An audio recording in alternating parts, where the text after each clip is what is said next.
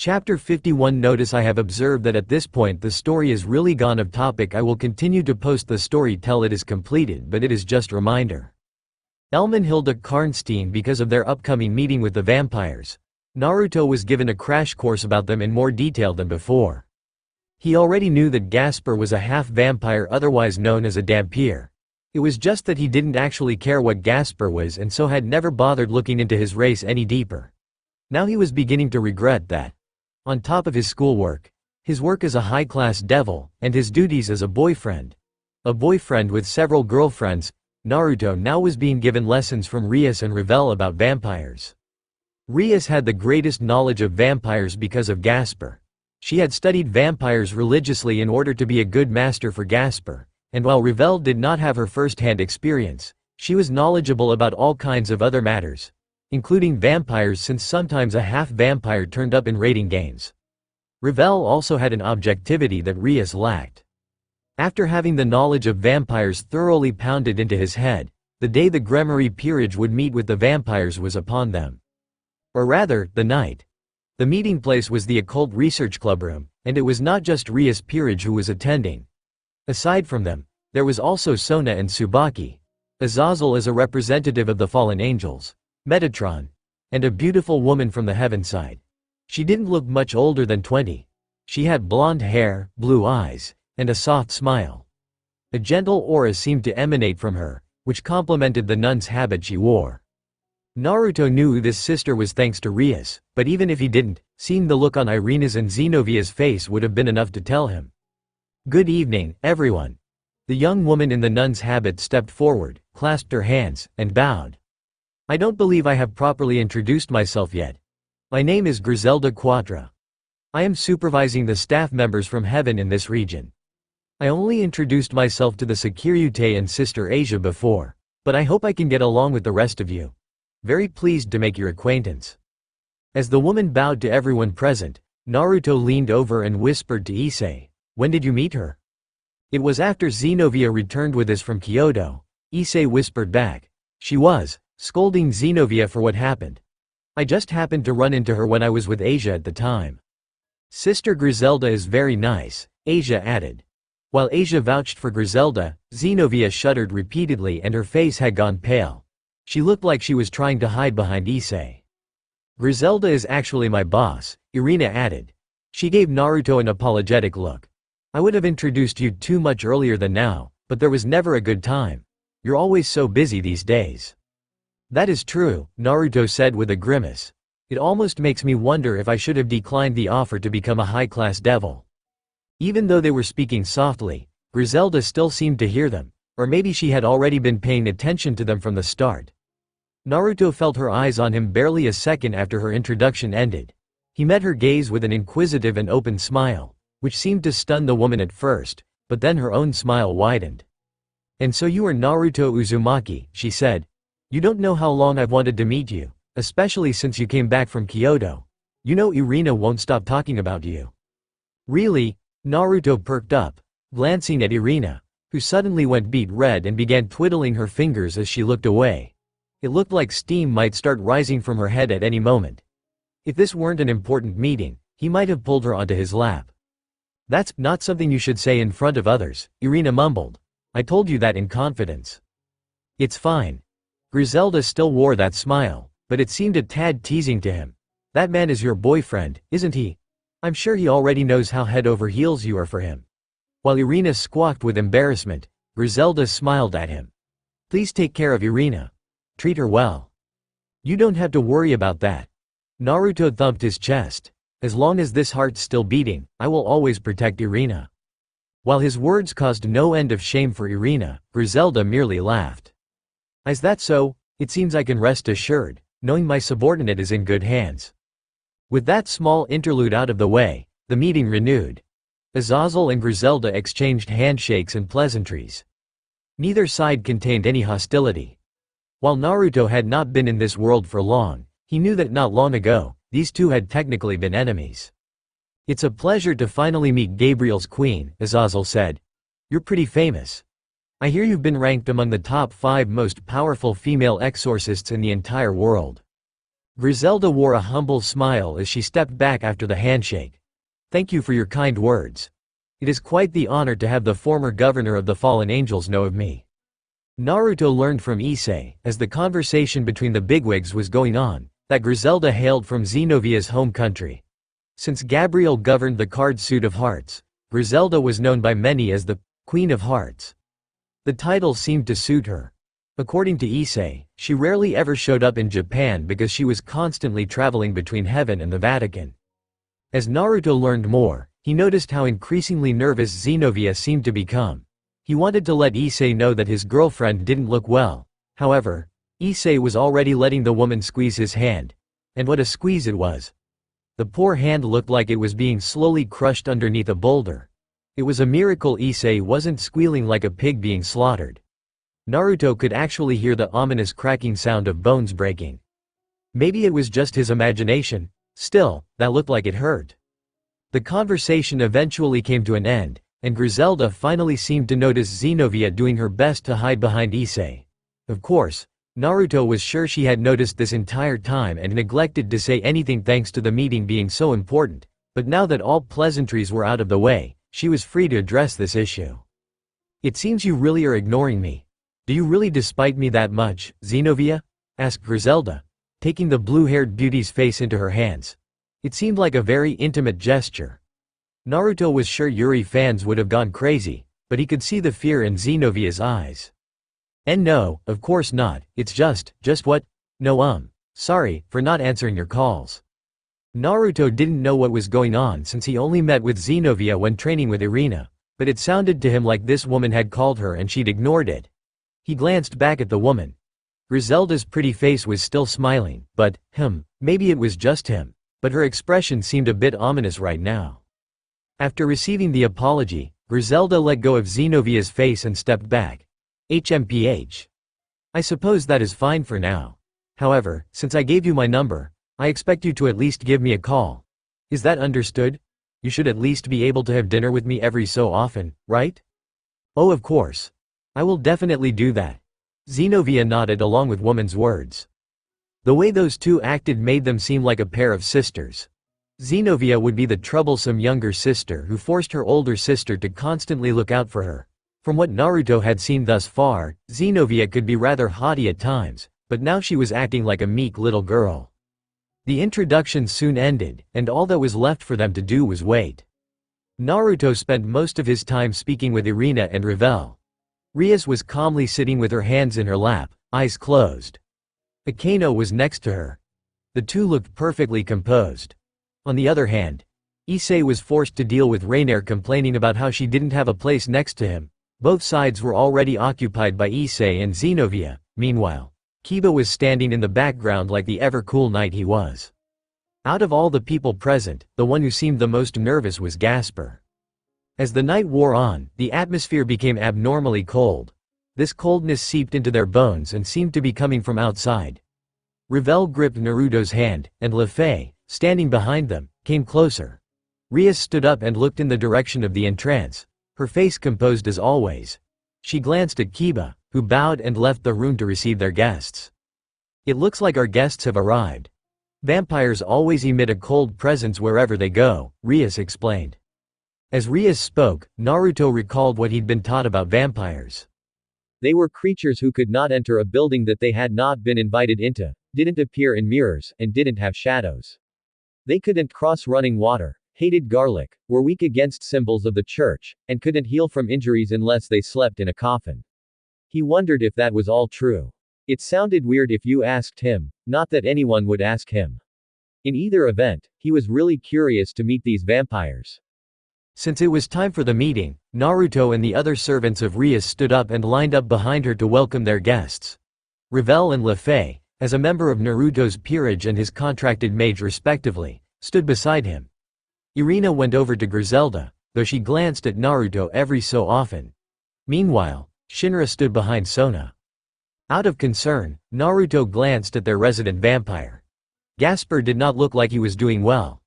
There was a complicated expression on his face, like he was trying not to grimace and at the same time afraid. Naruto remembered hearing about how the pureblood vampires had chased him out of his home, So maybe he didn't like the idea of meeting his kin. Though he'd already heard the vampires coming were not a part of Gasper's family. A knock soon sounded at the door. "I have brought our guests." Kiba opened the door and walked inside, holding it open for their guests, his demeanor the picture-perfect gentleman. The person who walked through the door after him looked like a very beautiful doll. She wore a dress that made Naruto think of a princess. It was red, black, and white, with numerous frills as it trailed down to her knees, rustling as she moved. The red of her dress was the color of fresh blood, which caused her pale skin to stand out in stark contrast. Having been surrounded by beautiful women since coming to this world, and having slept with many of those women, Naruto could appreciate this girl's incredible beauty. At the same time, her pretty appearance seemed almost artificial, like she'd been created by someone to embody their definition of beauty. That was why Naruto thought of a doll as he looked at her. She had wavy blonde hair and the paleness of her skin was so pure and white that she didn't look alive. It was different from Gasper, who was only pale because he shut himself indoors all day.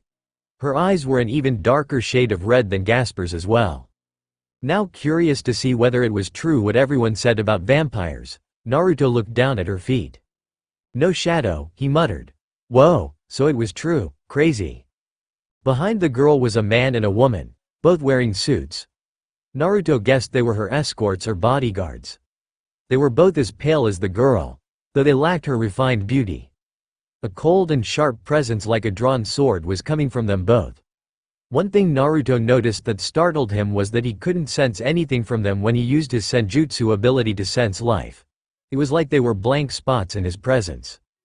The young girl grabbed the hems of her gown and curtsied toward Rias and the others. "How do you do, people of the Three Factions Alliance? I'm honored to meet all of you." Her eyes flitted from Rias to Azazel to Sona, and then, oddly, to Naruto. Especially the younger sisters of the two Maos, the former governor of the Fallen Angels, and the most recent person to become a high-class devil. "My name is Elmenhilda Galstein, but you may call me Elmen." "What an odd name," Naruto muttered in a whisper so soft only Revel and Lefei could hear it. While Revel sent him an aggrieved look, Lefei snickered. At Ria's urging, Elmen moved into a seat across from her. The way she daintily sat down with her knees together, hands in her lap, and back straight was the quintessential appearance of a noble. It was so refined that Naruto even thought this girl beat out Rias and Revel simply in terms of elegance. He wondered if that meant she was older than she looked. "Is this the fabled legal loli I've heard so much about, URK?" Naruto rubbed his sore stomach as Kaneko removed her elbow from it. He sent her an aggrieved look, but she merely stuck out her tongue. "Galstein, if I'm not mistaken, you belong to one of the two largest of vampires. It's the household that is ranked as one of the highest among the Carmilla faction," Azazel said, cupping his chin and giving the girl a thoughtful once-over. At that moment, Akeno pushed a cart next to Elmen and began setting up the expensive tea set for her. With the refined elegance expected of a shrine maiden, the half-fallen poured the vampire girl some steaming tea. The scent reached even Naruto. After the tea was poured, Elmen thanked Akeno and smelled the cup. Her expression seemed to brighten just a little as she took a sip. "Elmen, I apologize for asking this without preamble, but could I have you tell us the reason for your desire to meet with us now? The Carmilla faction has avoided contact with us for many years. You must have a reason for breaking your long-standing tradition, yes?"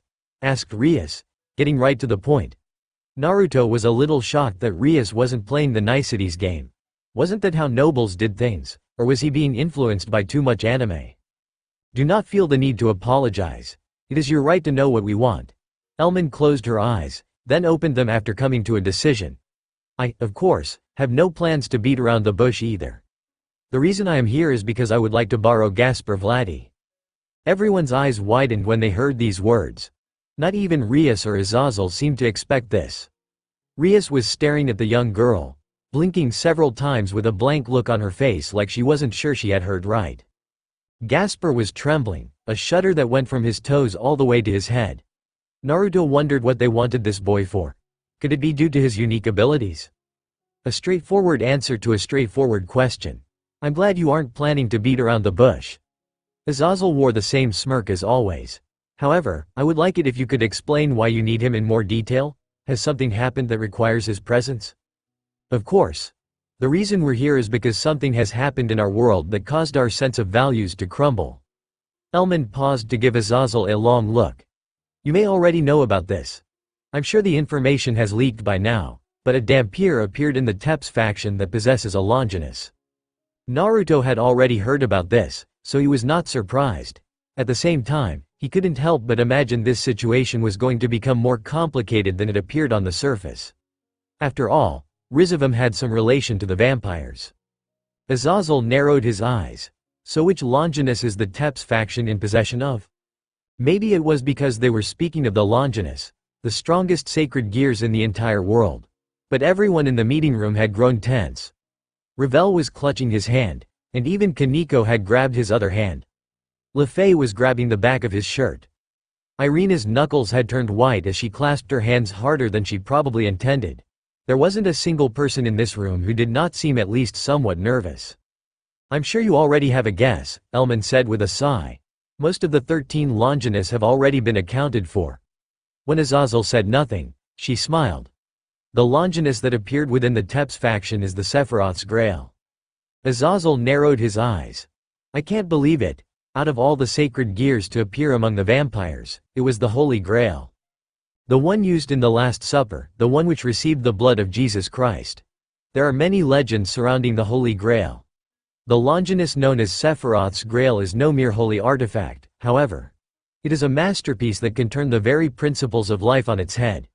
You said your name was Elmenhilda, right? What could the vampires be seeking by using that? They seek perfection, Elman answered. When no one said anything, she continued. A body that won't die. A perfect body. Even if their hearts are stabbed with stakes, even if you place a holy cross on their bodies, even if they don't have coffins, even if they walk under the sun, they will not be destroyed. That is what they have attained. However, right now the power of the Holy Grail is incomplete. They are currently trying to become creatures with no weakness and have abandoned their pride as vampires. We are planning to execute them before they can further corrupt our way of life. Elman's eyes darkened as she spoke. There was an intense hatred emanating from her eyes. No one spoke for a while, absorbing the information. Naruto used that moment of peace to look at Gasper. The young Dhampir was pale, paler than Naruto would have expected from something like this. He wondered if the knowledge about what was happening affected him.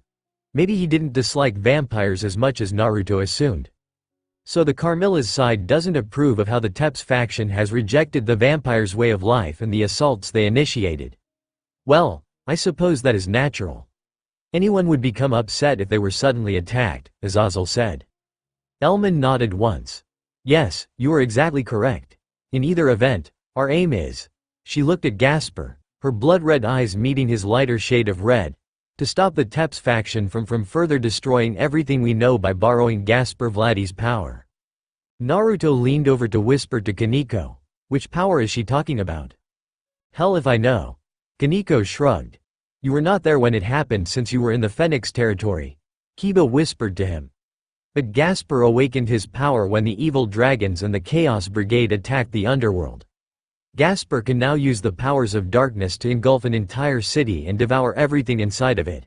He can also transform into a giant beast. A 5-meter-tall monster with a dragon's head. It's quite something to witness. I'm sorry I didn't get to see that, Naruto mumbled softly. While Kiba explained what happened to Gasper while Naruto was fighting against the evil dragons alongside Kaneko and Ravel, the conversation between Elman and the others continued unabated. Does the reason you wish to use Gasper have anything to do with how he's a vampire from the house of Vladdy? Rias asked. She spoke with calmness and poise, but Naruto could tell she was furious because she had placed her cup down and was gripping her skirt. She'd always been protective of her servants, and now she was being asked to let someone borrow one of them to fight in a war between the two vampire factions. Elman gave Rias a meaningful smile like she knew full well how Rias felt. That is indeed part of the reason. However, the bigger reason is because we want Gasper Vladdy's power. We heard that the power sleeping inside of him has finally awakened. Her answer caused Rias to freeze as everyone else sucked in a breath. Elman continued. We're planning to solve the dispute between vampires by using the strength of vampires only. For that reason, we would like to borrow Gasper Vladdy's power. And what power is that? Asked Rias. Everyone gazed at the vampire girl. who remained calm despite being stared at by so many superpowers. Anyone else would have been shaking. This girl was cool as a cucumber, however, and calmly took a sip of tea to give herself time to answer. There are occasionally rare instances when those born from our kind have the ability to suppress normal vampires. We mostly see this from Dampiers. Gasper Vladi is also one of those rare few who have this ability. Elman set the teacup back on the small plate with a soft clink, shifted in her seat, and continued. Let us get back to the Holy Grail.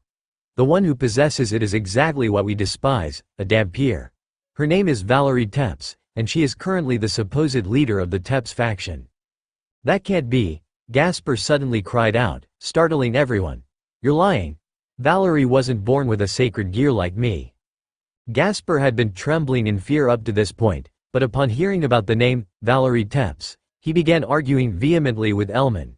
It was apparent that Valerie was important to Gasper. What reason would I have to lie? Asked Elman, her words taking Gasper aback. Sacred gears don't always activate at the moment you are born. Sometimes a trigger is necessary to activate it. Valerie was no different. We assume she awakened her powers recently, so perhaps that is why you did not know about it yourself. Naruto glanced at Issei. His friend was living proof of this. He'd gone his entire life as a normal person with no powers until he was killed by Rainier and reincarnated as a devil. I'm guessing the Tepes faction hid the fact that they have the Sephiroth's Grail before we could confirm it. How pathetic. It's pretty bad form for vampires who detest holy powers to hide a holy relic like the Holy Grail, Azazel said. I have the same opinion as you, Elman said with a nod. She then looked at Gasper, and this time, the young Dampier did not look away. Gasper Vladi, do you not hold a grudge against the House of Vladi? They exiled you. You should revile them. With your current power, it would not be impossible to finally gain your revenge. I'm satisfied being able to stay with everyone here, Gasper said, looking away. I don't need anything else. I just want to stay with Bucko and the others. Hybrid, Elman said, and the words caused Gasper to look shocked and repulsed. Elman, seeing this, spoke again. Mixed breed, the hated child, a fake. What did those people call you when you were living in the Vladis household? I wonder? The only one you became close to was the half-breed from the House of Tepes, Valerie. Isn't that right? I was told you and Valerie worked together when you were younger, that you both helped each other. Do you not wish to stop her now? Your kind detests and hates Dampiers, but wasn't it originally the selfish actions of you vampires who took humans, used them for their own pleasure, and forced them to bear children? Asked Griselda, who had been silent up to this point. She did not give Elman a chance to speak. The church were the ones who made countermeasures against your kind because of your insatiable greed and lust toward us. If at all possible, I would prefer it if your kind never got involved with us humans. She spoke in a gentle manner, never once breaking her smile, but that was what made her so scary. Anyone who could smile like that while speaking of issues like this was dangerous. Elman hid her mouth behind her hand. I do apologize for that, but hunting humans is the true nature of our kind. Aren't angels and devils the same? You attain something from humans by granting their wishes and you need humans to believe in you just to exist. Aren't we supernatural creatures the weak ones who can only live by using humans as our food source? Her words caused Naruto to clench his hands. He had been standing silently behind Rias up to this point, but he was sorely tempted to speak up now. This girl thought of humans as food, had called his cute Kahai a hated child, and a mixed breed. Like it was a matter of course, but she wanted to use that same hated child's power? In her fucking dreams. As Naruto was silently debating whether he should speak up, Elman called out to one of the bodyguards behind her, who took out a document and handed it to her. I did not come here empty-handed. I have prepared this document, which should satisfy you, she said, handing the document to Azazel. After looking through the document, Azazel released a weary sigh. So in exchange for Gasper's help, the Carmilla faction is willing to have a peace conference with us, huh? That is quite the tempting offer. No one knew what to say when they heard this.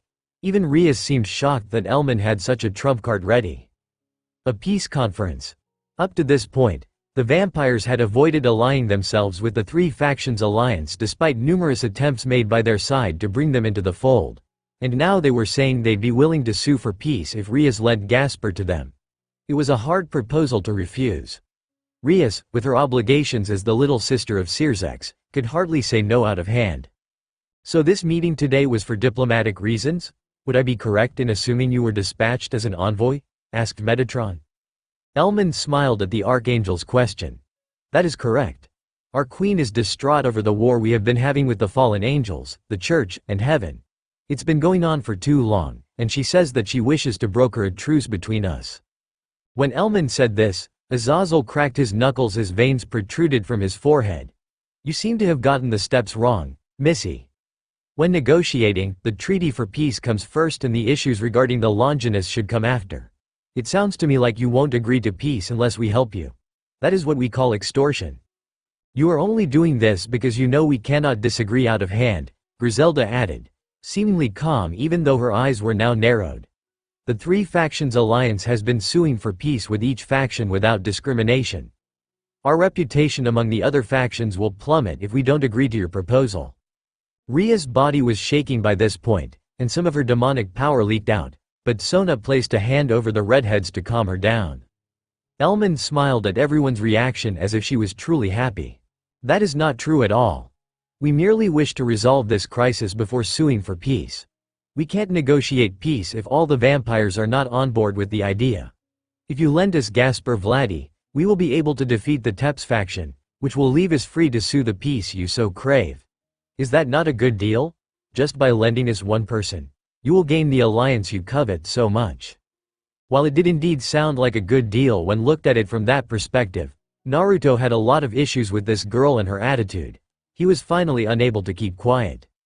We haven't agreed to lend him to you yet, so wipe that smug look off your face. Naruto's words caused Elman to look at him with discrimination in her eyes. Naruto Uzumaki, the most recent high-class devil to join the ranks. I have indeed heard much about you.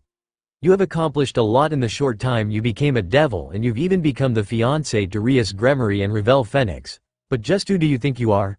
Do you really believe you have the right to speak to me like that? I am a special envoy of the vampires and you're just a…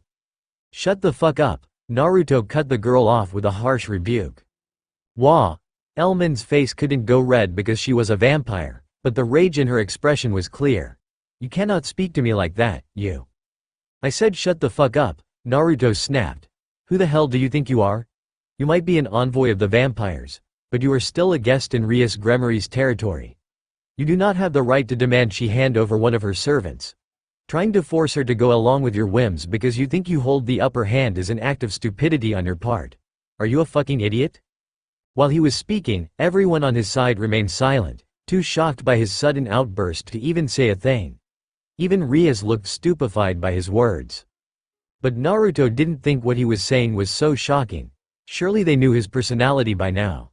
He had never been the kind of person who could sit down and listen to someone spout bullshit. Especially not when that person was demanding they hand over his friend. You, by this point, Elman was in such a rage that she could barely form any sentences. Naruto gave her a cold grin. Let's not beat around the bush here. You only came to us because you need Gasper. You can't win your war against the Teps faction without him. Otherwise you would not have come here to negotiate with us, but we don't really need you. Whether it's the Teps faction or the Carmilla faction, you both seem pretty scummy to me. While Elman was glaring at Naruto like she wanted to bite his head off, he came up to the table, placed a hand against it, and leaned over to glare right back. We might want peace, but we're not going to pursue peace with a group of people who are half-assedly asking for peace while simultaneously telling us they won't even negotiate unless we comply with their demands. I suggest you rethink your strategy before coming back here. Elman continued to glare at Naruto, who stared right back into her eyes. Since this woman was being stubborn, he decided to take things a step further by projecting his power onto her. He did not use killing intent. His goal was not to provoke a fight, but the pressure of his chakra was still enough to shake the woman up. Her eyes widened and her breathing became heavy, strained as if an anvil was being pressed on her chest. That's enough, Naruto, Rias said. Naruto snorted and released his chakra before moving to stand behind Rias. My fiancé is right, Rias continued, glaring at Elman. If you truly want peace, you would have sought it out regardless of whether or not we have something you need. The fact that you are coming to us now means you don't actually care about pursuing peace. I suggest you leave for now. If you ever want to negotiate with us, Then make sure you have a better mindset. And also, do not dare insult my servants again. You won't like my response if you do." Elman stared at Rias, whose eyes had grown harder than diamonds. She seemed to have realized her position had weakened. After looking at everyone else and seeing that none of the people on Ria's side were going to stop this, she stood up and gave them a stiff smile. "It seems I have overstepped my bounds and angered you," Elman said. "My apologies. I will return when we've all had a chance to collect ourselves." Elman sent Naruto one last glare before turning around and leaving, her 2 guards following behind her. Devil Ninja, once Elmenhilda and her 2 bodyguards left the room, everyone exhaled a deep and weary breath. The cold feeling had disappeared. However, a new feeling had taken its place. One by one, the people present inside the room turned their attention toward Naruto, who stood there and looked at them with a curious tilt of his head. "What are you people staring at me for?" he asked. "I hope you realize what you have just done," Griselda said in a stern voice. Naruto shrugged. "I just told a bitch where to shove it." Kaneko nodded. "That hag can suck it. I don't like her."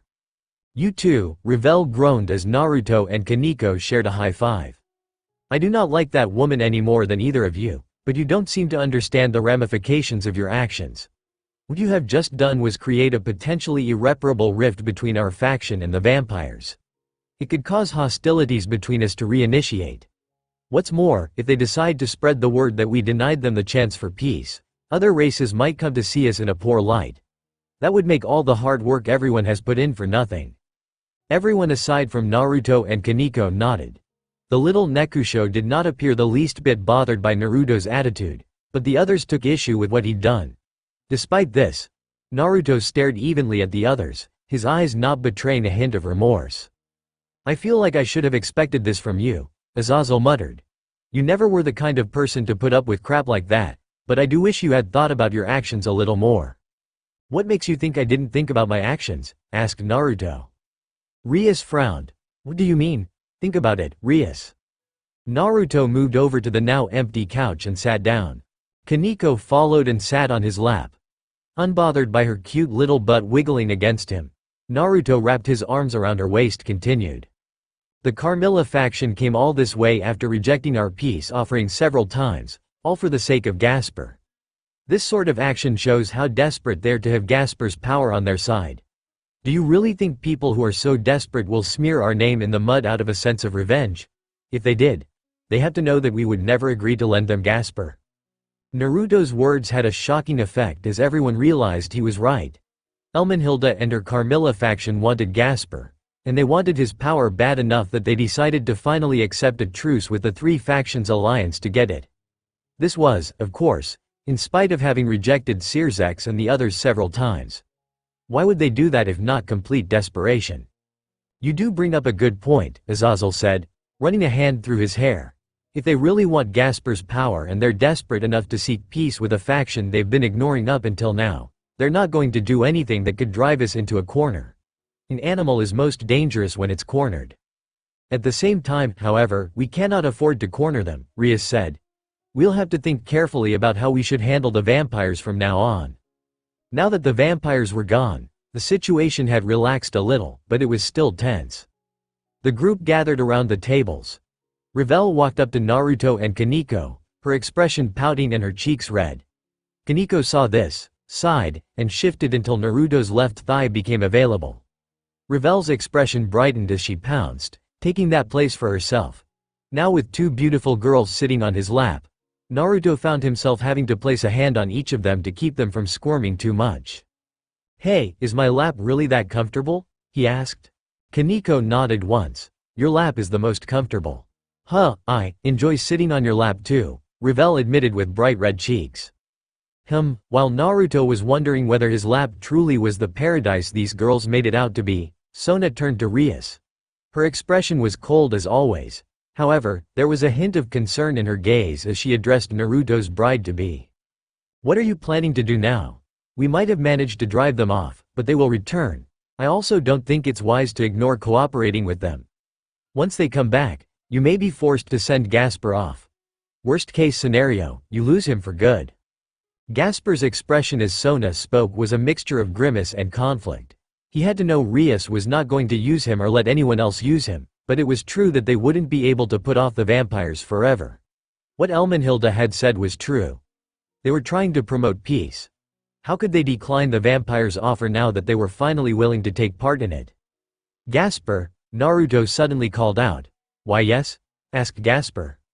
What do you want to do? Everyone looked at Gasper, who trembled at being observed by so many people. However, perhaps as proof of how strong he'd grown, the young Dampier did not hide inside his box. He took a deep breath, then spoke in a trembling voice. I want to go back. While his voice was soft and his body trembling like a scared rodent, his eyes were filled with determination. I don't plan to return to the vampire world. This is my home now. But I do want to save Valerie. I am indebted to her. It was only thanks to her that I escaped from the castle and was able to reach this place. Everything I have now, my kind master who saved me, my senpais who I can rely on, and my friends who play with me, I would have never gotten any of that if it wasn't for Valerie. Knowing that I'm so happy and blessed while she is trapped inside that castle and suffering makes me sick to my stomach. I'm sure she's being treated horribly. Naruto and Issei were both stunned. They knew the most about Gasper aside from Rias, but not even Rias knew everything they knew because she was not a man. As men, Naruto and Issei had spent a good deal of time with Gasper, bonding as men. They had taught him a lot. Naruto especially had done his best to teach Gasper the meaning of true strength. Right now, Gasper was showing how much he had grown. I want to save Valerie. He looked at Rias. I don't plan to die. I will save Valerie and come back here. While no one said anything for a while, all of them stunned by Gasper's sudden declaration, Rias was studying Gasper with a very soft and tender expression on her face. She stood up and placed her hands on Gasper's shoulder, then pulled him into a hug. I understand how you feel, she said at last as she petted his hair. However, before you head out, I plan on going there myself. We will wait until Elmenhilda comes back with a more agreeable attitude, but once we have worked out a deal, I will sit down and talk with the vampires from the house of Vladdy personally. We can have you come over later. I don't think it will matter much if I go first. It had been a while since Naruto had seen those flames in Ria's eyes. These days, he was used to seeing flames of her passion, but this was different from the eyes she gave him in the bedroom. So we're going to visit the vampires, huh? Said Naruto with a grin. Sounds fun. Rias shook her head. No, Naruto. I'd like all of you to remain here on standby. If something happens and the situation goes south, I'll be relying on you.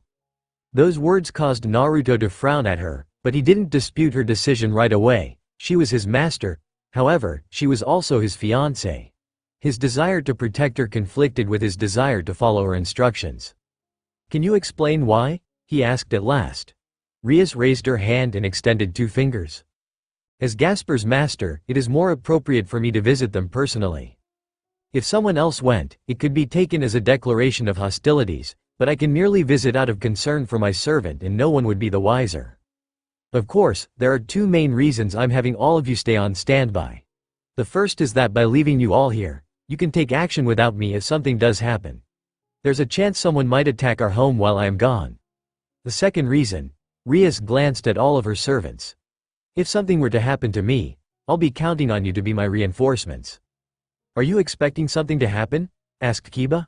Rias wore a grim smile. Of course I am. It would be best if nothing happens, but based on everything we have already been through, there is a good chance we will get dragged into whatever problems the vampires are having.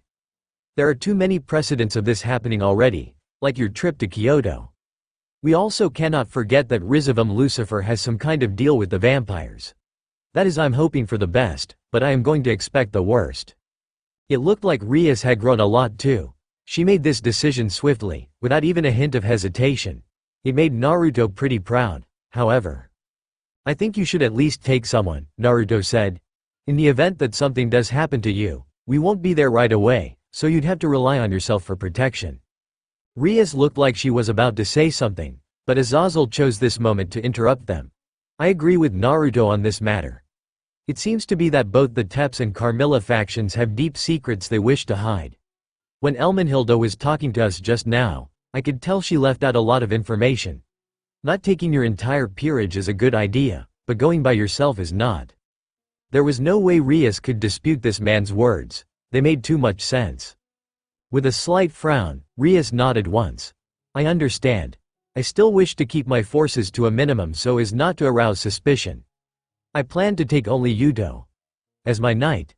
I believe he is well suited toward protecting me. Is that okay? I have a question. Naruto raised his hand.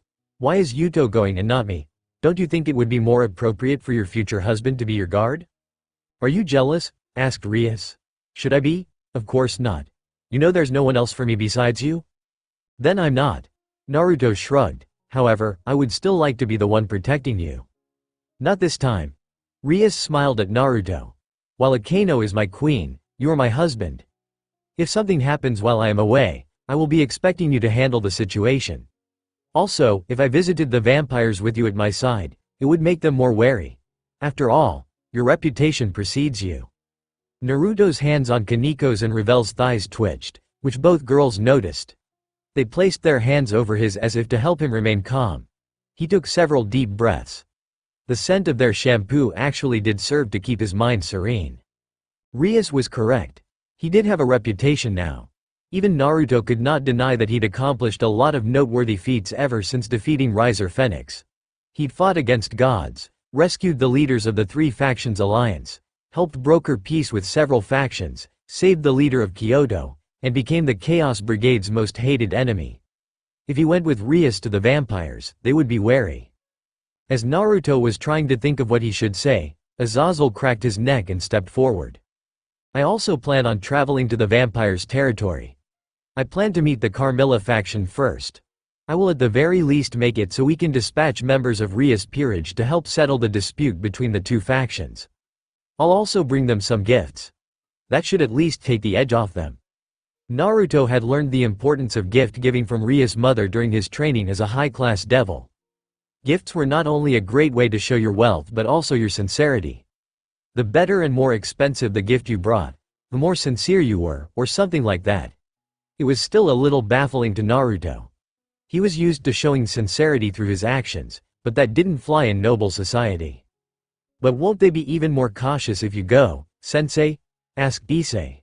Rias' bucko is important, but she's still considered inexperienced by many and won't be taken as a serious threat. On the other hand, you're the former Governor-General of the Fallen Angels. It was a good point, but Azazel already seemed to have thought of an answer. Maybe, but it is better for me to go than someone from heaven and the church. The angels are still at war with the vampires. Also, I have a good feeling that my knowledge about the sacred gears will play a key role in our negotiations. Issei's eyes flashed with inspiration as he realized what Azazel meant. Naruto also nodded.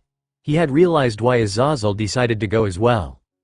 You're talking about your knowledge on the Holy Grail, Issei exclaimed. You got it. Azazel grinned at the group. The group who came here today were mainly here because they wanted to speak to me about the Holy Grail. I imagine they would have requested an audience with me alone if our negotiations hadn't broken down before then. He glanced at Naruto, who merely shrugged, then shook his head and turned to Griselda and Irina.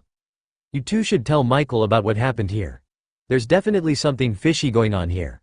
The Holy Grail, the vampires, and Rizavum Lucifer, these three are somehow connected, and I have a feeling we won't like it. Griselda gave him a slow nod. I understand.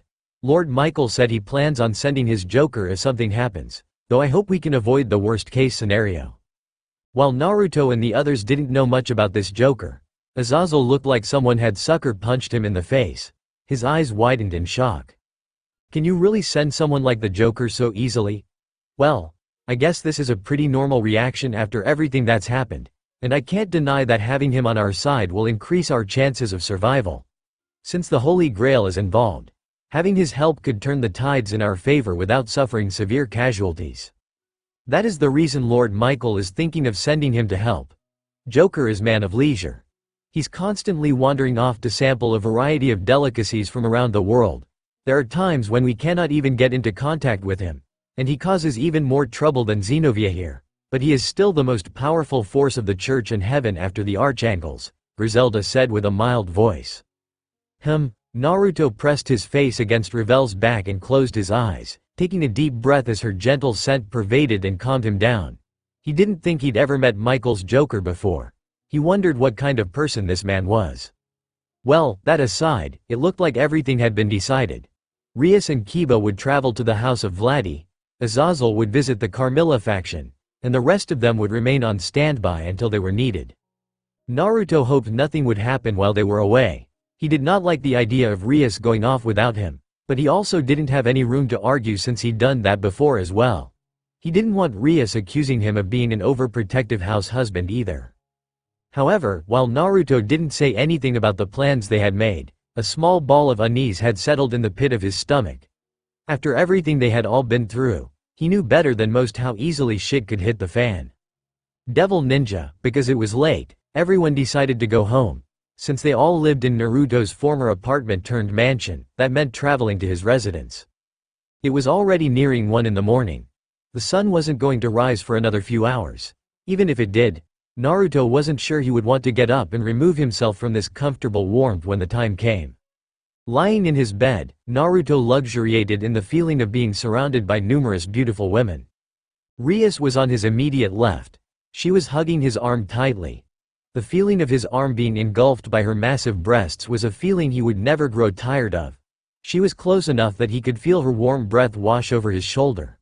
Like always, she was not wearing a single stitch of clothing, and the feeling of her skin against his was electric.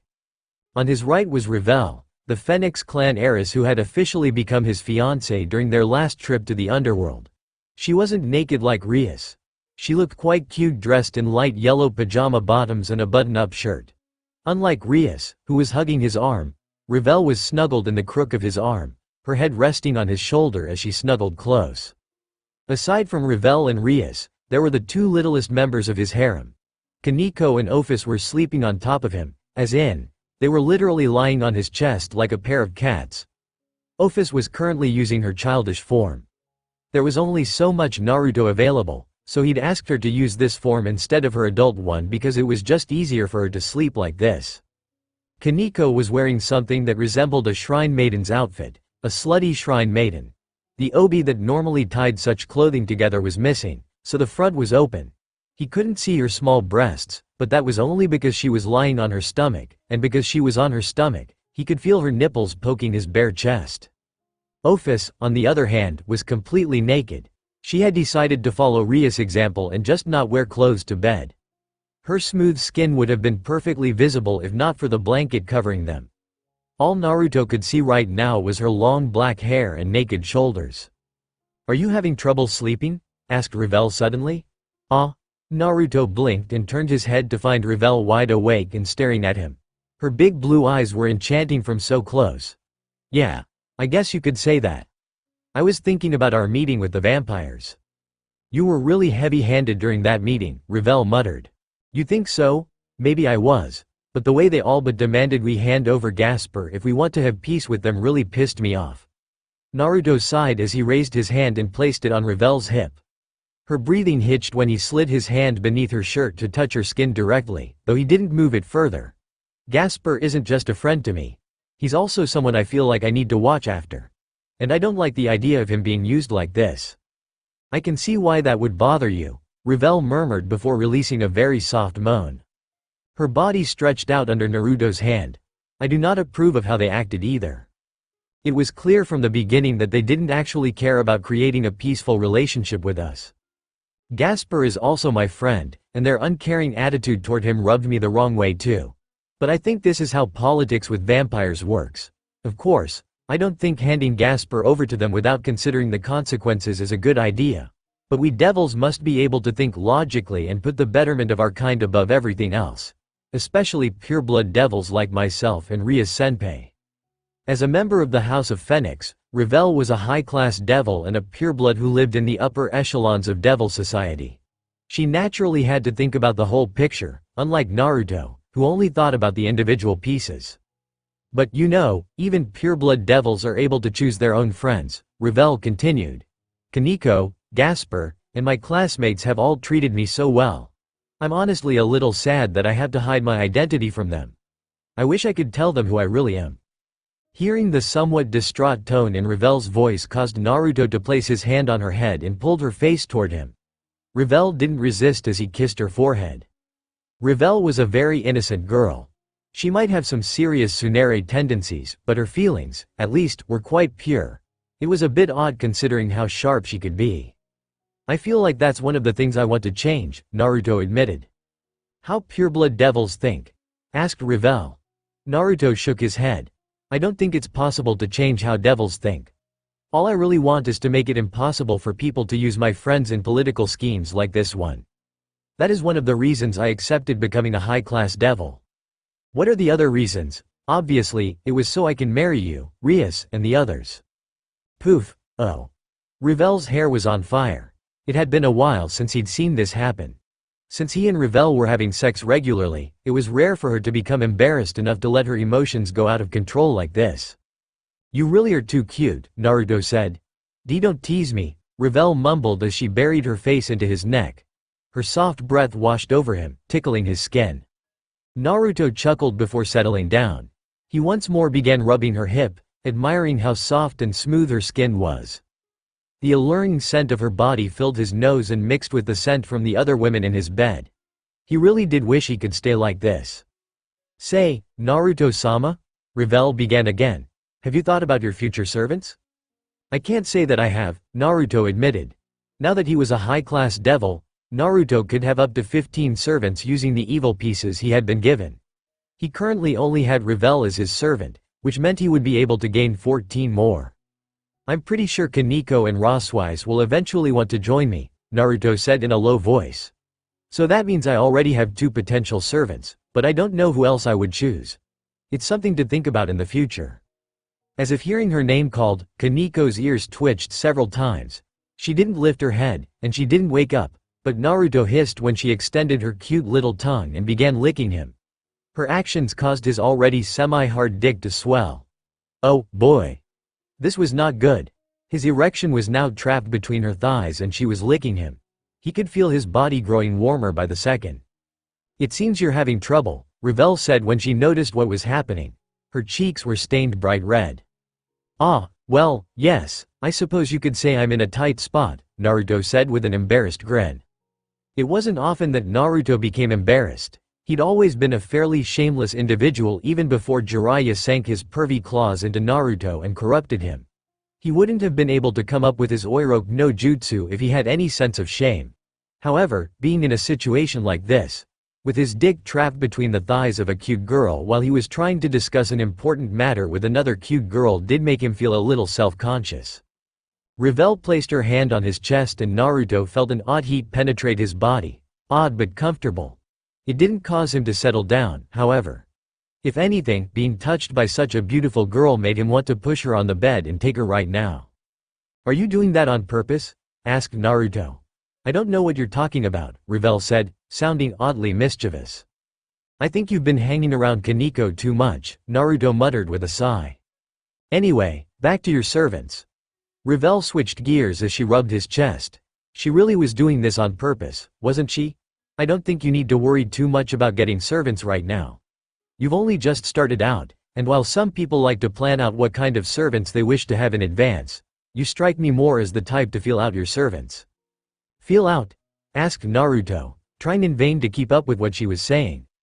She means you're the type who finds his servants by instincts rather than advanced planning, Rias suddenly said. Naruto and Revel turned to find Rias opening her eyes as she sat up, yawning. Naruto's eyes were immediately drawn to her bouncing breasts, which jiggled as she stretched her arms. Her light pink nipples looked so delicious right now. That could have been the erection talking, but he didn't think so. Bringing her hands back down, Rias placed them on Naruto's arm and smiled down at him. You're a lot like me. I never thought about what kind of servants I wanted. My meetings with Akano, Kiba, Gasper, and the others was pure coincidence. I decided the moment I saw them that I wanted to make them my servants. It was instinct. I see. Instinct, huh? It was true that Naruto did almost everything by feeling rather than thinking. Even he recognized that he often threw logic out the window when it came to most matters. Actually, now that he was thinking about it, the only time he ever planned things in advance was when he was playing pranks. Like back when he painted the Hokage monument, or even recently with the haunted house the Occult Research Club had made. Those were the only times he truly thought about what he was going to do. He wondered what that meant for him. Was he actually an idiot like everyone used to say about him when he was younger? At that moment, Kaneko stirred again. Her eyes were still closed, breathing still even, but she was now moving her hips, grinding against him. The front of her kimono had fully opened now. Not only could he feel her breasts and flat stomach on his body, but he realized she was going commando. Come to think of it, weren't you not supposed to wear underwear when you wore a kimono? Naruto thought he remembered hearing something like that a long time ago. HN. Naruto bit his lips as Kaneko's smooth nether lips rubbed against his shaft. His dick was wedged between her small folds, which were warm and wet with her arousal. How is she still asleep? You'd think something like this would wake a girl up, but he could tell that she was still sleeping just by her breathing and heart rate. Was she having an erotic dream? Was that what this was? Oh, my. It seems Kaneko is feeling rather frisky, Rias observed in a calm tone of voice. What is she dreaming about? Asked Revel. Unlike the calm and collected Rias Gremory, she looked like her face might explode as she watched Kaneko continue to grind on Naruto.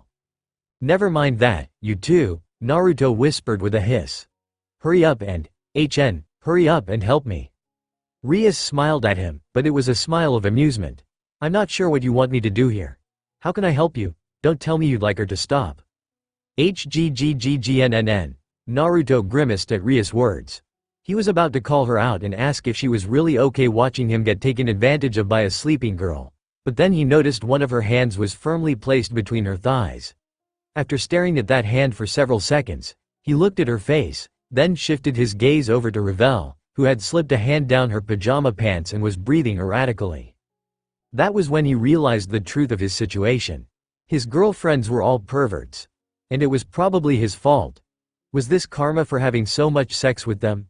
Was it because they'd been having threesomes and foursomes and moresomes, as Naruto felt his body explode with pleasure? As his sperm exploded from his dick like a fountain and covered the still sleeping Kaneko's small butt, he wondered if this was his punishment for corrupting these girls so much. Truly, the difference between heaven and hell was a small one. Devil Ninja, several days had passed since the vampires came to visit and demanded they hand over Gasper. They had not seen the vampires since that time, but Naruto was sure they were still around. After all, they didn't get what they wanted out of the negotiations last time. They had no choice but to return to the negotiation table.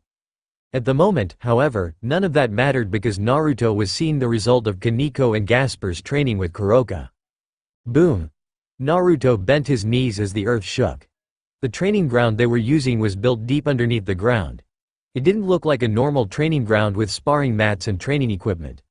Larger than a normal dojo by at least several hundred meters, this training ground contained many different types of terrain, including forests, deserts, and rivers. At present, Naruto, Gasper, Kaneko, and Kuroka were in the middle of the desert terrain. Naruto was standing several meters from Kaneko, who had just pulverized a boulder 6 times her size, reducing it to dust with a single punch. Her body was covered with a strong aura of ki. White energy wafted off her body like steam. Her fist was still extended from her punch, but she soon retracted it. Nyahahaha. Well, what do you think? Am I a genius, or am I a genius? Asked Kuroka. This is very impressive, Naruto admitted. That was Tuki, right? That's right. Kuroka nodded once as she thrust out her chest. People who are trained in senjutsu use Tuki by controlling their life force. A lot of what I've been doing with Shirwan's training is to help her utilize her ki better and increase her proficiency with Tuki. You did a great job helping her learn senjutsu, but your methods were haphazard, so we had to learn some things from scratch. However, I can now say she has greatly improved. Naruto wanted to tell this blasted cat that he did everything he could with the knowledge he had, but he couldn't deny that his results with Kaneko's training were not nearly this good. Kaneko had always been strong. That was a result of her strength as a rook. However, that sort of strength paled in comparison to what he was seeing now. Kaneko took a deep breath, relaxed her stance, and turned to him. She looked at him with an expectant expression on her face. With a grin, Naruto walked over to her and reached out to begin stroking her twitching cat ears. That was amazing, Kaneko. You're gonna kick ass in our next raiding game. I'll be sure to beat our opponents like a pervert beats his meat. I'm not sure how you came up with that analogy, but I'll be counting on you. While Naruto was pampering Kaneko, Kuroka and Gasper looked at them, one pouting and the other trembling with uncertainty. Realizing what they wanted, Naruto stopped petting Kaneko and turned to them. "I'm guessing this isn't all Kaneko and Gasper have learned?" he asked. "Of course not." Kuroka once more thrust out her chest in pride. The way her superlative bosoms bounced was impressive. "For Gasper, I have been teaching him hand-to-hand combat. Sharon makes a great sparring partner because she's strong but still young, so I've been having them regularly fight to help him sharpen his combat instincts." Nodding once, Naruto suggested the two of them have a spar so he could see the results of their training. Kaneko and Gasper stood on opposite sides of an empty space. Kuroka was the one who signaled the start of their match. Naruto narrowed his eyes when Kaneko started off by firing senjutsu blasts at Gasper. The white bursts of pure energy flew forward, but then they suddenly stopped as Gasper used Forbidden Balor View to control their time. Seconds later, darkness erupted from the ground and swallowed the energy whole. Naruto was surprised to see that Gasper had learned to control darkness and shadows already, though he knew it was something he could do because he was a vampire. His race had a very strong affinity toward darkness. While her attack had been negated, Kaneko did not let that bother her. It seemed to Naruto that she had been using that as a distraction. Because Gasper was busy dealing with her frontal assault, he never noticed her coming up behind him, or so it appeared at first. Kaneko's body was covered in Tuki as she launched a straightforward punch at Gasper's spine. An attack of this level would be enough to leave a normal person paralyzed in the ground, but Gasper merely transformed his back into something that resembled a monster's back. The area around his spine turned pitch black and grew hard. When Kaneko's fist struck it, Gasper was blasted off his feet, but he managed to flip through the air and land safely. Even so, he still traveled for well over 20 meters. "They really have grown a lot stronger," Naruto said as he watched the battle progress so far. "Kaneko has gotten powerful, of course, but I'm surprised Gasper is so strong now." "He's this strong because of what happened during the dragon attack on the underworld," Kuroka said. "I'm sure you've already heard about it. Gasper activated his balance breaker during that event and gained incredible power. He still hasn't mastered it, but he can create partial transformations for at least a split second to grant him explosive power and defense. I have to be honest, his power is a little frightening. That Forbidden Balor View of his is so strong it has the potential to become the 14th Longinus." "That's so?" Naruto muttered. The battle continued. Kaneko slammed her hands into the ground, causing the earth around her to split open. A large fault line traveled from her fist to Gasper, opening a deep chasm that Gasper would have fallen into if he hadn't flapped his wings and flown into the air. However, being airborne came with its own set of disadvantages. Namely, it left him open to attack. Kaneko began sprinting across the battlefield like a silver blur, tossing her senjutsu attacks at Gasper, who could only briefly use Forbidden Balor View and his partial transformations to knock each attack out of the sky. It looked like this had become a battle of attrition. Whoever ran out of power first would be the loser. "I know what you're thinking, but this isn't a battle of attrition," Kuroka said to Naruto when she noticed the look in his eyes. "Sharon isn't going to fight against a vampire like that, and Gasper won't want to battle Sharon like that either. It would simply exhaust them both." As she spoke, Gasper's body exploded and turned into a flock of bats that scattered in all directions. Kaneko stopped attacking. Most people would have become confused with so many bats flying everywhere, but Kaneko merely closed her eyes and took a deep breath. Naruto felt a tingle run down his spine as he realized she was using senjutsu to sense Gasper. Kaneko's eyes snapped open a second later. Naruto couldn't be sure, but he thought he sensed an unusual fire appearing in her eyes, like her determination to win had suddenly manifested itself. "Looks like it's coming," Kuroka said. Naruto glanced at her. "What's coming?" "Nyahahaha. Something good," was all Kuroka said as she smiled at him. At that moment, power erupted from Kaneko's body, an explosion of energy so intense Naruto had to cover his face to protect it from the debris she sent flying. Through the cracks between his fingers, he watched as Kaneko suddenly grew taller, growing by at least 20 centimeters if not more. Not only did she grow taller, but her bust and hips also increased several sizes. Naruto knew she had a B cup. He wasn't sure exactly how big, but he'd fondled her breasts enough times to know her general size. Now it looked like her breast size was bordering on E cups. The clothing Kaneko was wearing were similar to Shrine Maiden clothes. Her kimono shirt suddenly burst open as it strained against her bust, though it thankfully didn't rip. Even so, the amount of cleavage she now revealed astounded Naruto, who felt like his eyes might explode from their sockets. Her knee-length skirt likewise turned into a short skirt that showed her perfect ass and what he would have called childbearing hips. Because she was much bigger now, her underwear couldn't withstand the increase and ripped, meaning her genitals were now exposed.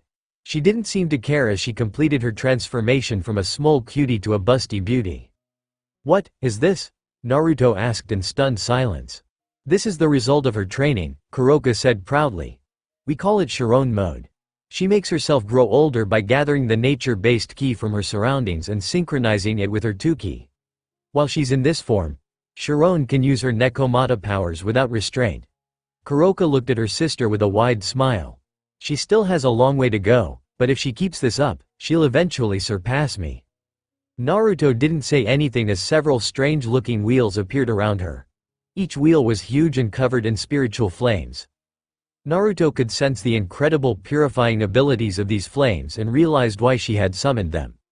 Whatever these things were had powerful purification powers, which were a vampire's greatest weakness. In response to Kaniko's sudden transformation, the entire area around them became engulfed in everlasting darkness. Several eyes appeared along the ground. They were creepy and large. Naruto immediately realized these were the eyes Gasper used to freeze someone in time, but it looked like this technique did not work on Kaniko, whose powers had increased so much they distorted the atmosphere around her. When it became clear Forbidden Ballor View wasn't working, the darkness around them twisted and writhed, transforming into several twisted-looking monsters. There must have been at least 100 of them. They all charged at Kaniko, who merely eyed the creatures with a cold gaze before she swept out her arms. In that moment, the giant wheels flew forward as if controlled by her will, slicing into the monsters and purifying them. Kaniko's power of purification is a vampire's greatest weakness, Kuroka said as Kaniko demolished the monsters around her without even moving. She has a huge advantage over Gasper when she uses Chiron mode. Even with him using Forbidden Invade Ballor the Beast, he has barely won any of the spars when they become this intense. "So Kaniko is stronger?" asked Naruto. "Not stronger necessarily." Kuroka shook her head. "In a straight-up fight, I think Gasper might be stronger, but Chiron's skill set is his antithesis." Naruto understood what she meant. Gasper had more power than Kaniko thanks to his sacred gear and balance breaker. But Kaniko's specific abilities were Gasper's weakness, which balanced out their strength, making them about equal. However, if Gasper wasn't a vampire, Kaniko might not have been able to contend with him. The battle continued with Kaniko destroying the monsters Gasper created before eventually locating her sparring partner within this world of darkness. She threw one of her wheels with incredible power. The atmosphere exploded as the wheel rocketed toward a specific area, which distorted when it came near. While the wheel was knocked out of the sky by a giant hand. Black steam rose from the hand and a loud roar echoed from the beast that suddenly appeared. "So that is Gasper's form when he's using Balance Breaker," Naruto muttered in awe. "Damn, that's impressive." "It looks impressive, but don't you think Chiron's is much more impressive?" asked Kuroka. "Kaniko is definitely way hotter like this." Naruto nodded once. "I can't deny that at all. But if we're going for visual impact in battle, I think Gasper's frightening appearance would win out." HMPH. Kaniko and Gasper were standing several dozen meters from each other, one erupting with the power of darkness and the other bathed in white radiance. Neither side was willing to back down. Naruto could only wonder at how this would end, but he would never get the chance to see who would emerge victorious from this bout because Revel entered the training ground several seconds later and informed everyone that dinner was ready. Chapter 52. Mephistopheles. "You cannot take that spot, it belongs to me." "I do not see your name on it. It doesn't need my name on it. My scent is all over Naruto's lap." All Naruto wanted to do was watch Fate, Stay Night Heaven's Feel 2, Lost Butterfly. He hadn't been able to see the second Heaven's Feel in theaters because of everything that had gone down lately, what with the evil dragons attacking the underworld, meeting Revel's parents to get their blessing, and now the vampires waltzing into their territory and acting like they owned the place. It was a sad time for him and Rias. They'd made plans to watch this in theaters, but the time came and went while they were busy, and now it was only available on Blu-ray or streaming through Webflix. He'd been watching the movie with Rias, Issei, and Gaspar while Ravel and Asia cooked dinner. Zenobia and Irina had joined them at some point when she saw what they were watching. Irina only knew a little about anime since her parents had moved to the Vatican when she was young. On the other hand, Zenobia knew nothing about anime and became immensely interested. That said, she had nearly gone on a long rant when she learned Saber was supposed to be King Arthur from Arthurian legend. The movie had just been getting to the sex scene when Kaneko and Ophis arrived, saw what was happening, and tried to claim his lap at the same time. This had resulted in the two arguing over who had the right to his lap. They'd been at it for the past 15 minutes. Naruto was getting fed up. If scent is all you are concerned about, then my scent and saliva are all over his lap. Ophis, currently in her adult form, thrust out her chest and stood bust to bust with the shorter and less chesty Kaneko. Her breasts were modest, but the way they bounced was impressive. I sucked his dick just this morning. He's not only coated in my scent but my saliva as well. Irina's cheeks exploded with color when she heard those words. On the other hand, Issei shot blood from his nose and gave Naruto a thumbs up. Naruto, well, he just sighed. Kaneko didn't seem at all bothered by her lack of a bust. And why should she? Naruto lavished just as much attention on her small breasts as he did Ria's honking hooters. He was, as they say, a breast equalist. HMPH. That means nothing. Naruto took a shower earlier this afternoon with me, and we had sex for 2 whole hours. He took me in every single one of my holes, not just my mouth. The two girls were apparently deciding who deserved Naruto's lap by comparing their sexcapades with him under the assumption that the one who had marked him with their scent deserved that spot more. Naruto didn't have an ounce of shame. At the same time, he did believe there was a time and place for this sort of conversation, and it was not when people unrelated to their relationship were present. Issei, Zenobia, and Gaspar were staring at them with an odd mixture of emotions. Issei looked equally parts proud and mortified. On the other hand, Zenobia seemed interested in listening to the two women and had even begun jotting down notes. Gaspar was just blushing like nobody's business. Of course, the real interesting reactions were from Rias and Irina. His first fiancée and main bride, Rias Grimori, was rubbing her forehead like this entire argument was giving her a headache. She didn't seem pleased that her anime had been interrupted. The otaku in her looked 10 seconds away from erupting like Mount Kilimanjaro. Irina was about ready to pass out. She was wavering back and forth, swooning like she'd become dizzy. All the blood had rushed to her poor face. Naruto, Rias said in a calm tone. Yes, dear? Naruto asked, trying to ignore the way his spine shivered. Correct me if I'm wrong, but did you and I not have sex twice this evening? She asked. You are not wrong, Naruto said. Rias nodded. And you had sex with Ophis this morning and Kaneko in the afternoon. I did indeed, Naruto admitted.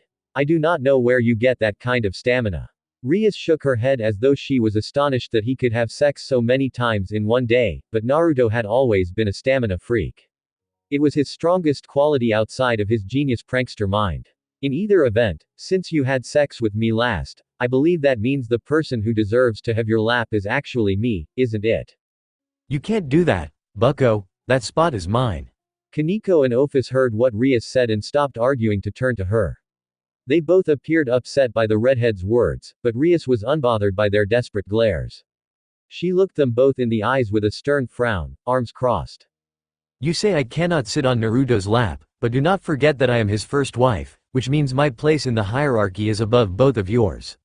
Rather than arguing over who gets to sit on his lap, you should be asking me whether or not I'll allow it. Then you should let me sit on his lap, Kaneko said with a serious look on her face. I am not only his fiancé as well, but I am also your servant. Denied, Rias said immediately. Kaneko stared at the woman blankly, like she didn't understand that Rias had just told her no the second passed. Then Kaneko's eyes widened as the fur on her ears and tails bristled. Ophis looked hopefully at Rias. Then does that mean? You won't be sitting there either, Rias determined. Why not? Because neither of you deserve to sit on his lap right now. Rias narrowed her eyes at the two. Do you not realize what sort of sacrilege you have just committed? Fate Stay Night is one of the greatest franchises in the entire anime verse. I have been waiting so long for this to come out after sadly missing it in theaters, and now I've finally had a chance to sit down and watch it, but then you two came along and interrupted us just as it was getting to the good part. I am very angry with you both. Perhaps the two girls realized that Rias was actually being serious when they saw the stern and uncompromising look on her face. It was not an expression Rias wore often when she wasn't fighting on some kind of she was wearing it now was proof of how serious she felt about this. Kaneko and Office both looked down at the ground. We're sorry, they said at the same time. If you are really sorry, then sit down and reflect on your actions. Rias narrowed her eyes, then narrowed them further when the two took a step forward. Reflect on them away from Naruto's lap. Neither girl looked like they wanted to do as they were asked, but they both understood a lost cause when they saw one. With a pair of bitter expressions on their faces, Kaneko and Office walked to a corner of the room and sat down in a crouch, an aura of depression hanging over them both like storm clouds. HMPH. Now maybe we can get on with the movie, Rias muttered as she hit the play button and let the movie begin again. Naruto wanted to ask Rias if she really needed to be that harsh with the two, but he knew now would not be the greatest time to ask that. Not unless he was willing to place himself in the line of fire. However, just as the sex scene was happening, someone rang the doorbell. Rias cast an irritated glare at the entrance hall. If looks could kill, he was sure the door would have melted into slag. Naruto sighed as he stood up. You can keep playing the anime, I'll see what's up. You sure? Asked Rias. No, but this is on Webflix, so I can watch it again. With a wave of his hand, Naruto wandered into the entrance hall and up to the door. He felt the cold aura seeping through the house even before he reached the entrance. Staring at the door with a frown, he debated the merits of pretending they weren't there, but he already knew the time for feigning ignorance had long since passed. He opened the door. Just as he expected, Elmenilde and her two bodyguards stood just outside of the entrance. It wasn't quite night yet. The evening sun was going down, mostly hidden behind the mountains, but it was still out and painting the sky in varying hues. Elmenilde was using an umbrella to shield herself from the sun. He hadn't realized vampires could do that. Upon seeing who had answered the door, a look of disgust crossed the vampire's face, though she masked it quickly enough with a pleasant smile. Good evening, Naruto Uzumaki. I hope I'm not interrupting anything. I wish to speak with Lady Rias. Is she in? Sorry, but we don't accept solicitors, Naruto said before slamming the door shut. Don't close the door on me, Elmenilde shouted. Naruto opened the door again and glared at the girl. Oh, right. I remember you. Sorry. I thought you were one of those door-to-door salesmen or something. You're lying, Elmenhilde fumed as she glared daggers at him. Don't think I can't tell when someone is lying to me. So I was, Naruto readily agreed. The truth is, I simply don't want to invite you into my house. Who knows what kind of germs you might bring into the house. Just what kind of creatures do you think vampires are? Demanded Elmenhilde, crossing her arms. I'll have you know that I bathe regularly and am free of germs. Those weren't the kind of germs I'm talking about, Naruto muttered, but then he sighed. Well, anyway, I guess that's enough teasing you. You're here to speak to Rias, right? Come on in. Elmenhilde became off-kilter at the sudden shift in conversation. She blinked rapidly several times as if she couldn't decide whether to enter his house or not, but then, after a moment, she took a deep breath and stepped inside. Excuse me, she mumbled as she and her bodyguards walked into the entrance. Naruto began walking out of the hall, forcing Elmenhilde to follow him. She only just managed to slip out of her shoes and hurried after him. He led Elmenhilde into the living room, where it seemed everyone had gathered to watch heavens feel. The couch that Rias was sitting on had become packed. Irina, Rosweiss, Kaneko, and Office were sitting together with her, but none of them seemed to mind how they looked like sardines packed together. On the other couch was Issei, Gaspar, Zenobia, Rainier, and Kiba. Naruto wondered where Akano was, but then he heard her, yufufufu, laughter in the kitchen, so he imagined she was with Rebel in Asia. Naruto, who was at the door? Rias didn't turn to him right away, eyes locked onto the screen, which just went to show Naruto where this woman's priorities were right now. Elmenhilde has come to speak with us, Naruto said. I hope you don't mind that I let her in. Huh, Elmenhilde, huh? I see, Rias murmured, still watching the movie. It looked like Sakura was becoming jealous of how Rin was getting closer to Shiro. He'd always known that woman was a crazy yandere. That was why Rin to Sako was best girl. Rias often argued with him, stating that Sakura was best girl, but he understood a universal truth about anime that she didn't. Tsunere was better than yandere. However, several seconds after those words left her mouth, Rias and everyone else finally realized what he'd said and looked over at him. Only now did they realize that he wasn't alone. Standing next to him was the vampire from several evenings ago. Good day, Rias Gray. No, I mean, good evening, Lady Rias. Elmenhilda curtsied to her. The action was much more respectful now than it was back then. I have come because I would like to renegotiate with you. My previous behavior it was unbecoming of me. Unlike last time, there was none of the haughtiness in Elmenhild's voice. Perhaps she had come to realize that acting arrogant and rude would avail her nothing with this group. Without her haughty exterior, the girl seemed a lot more down to earth than she had before. It also confirmed Naruto's belief that the Carmilla faction needed Gasper and couldn't afford to antagonize the three factions' alliance. Rias looked at Elmenhilda, then at her movie, and then she sighed. We were about to have dinner, Rias said.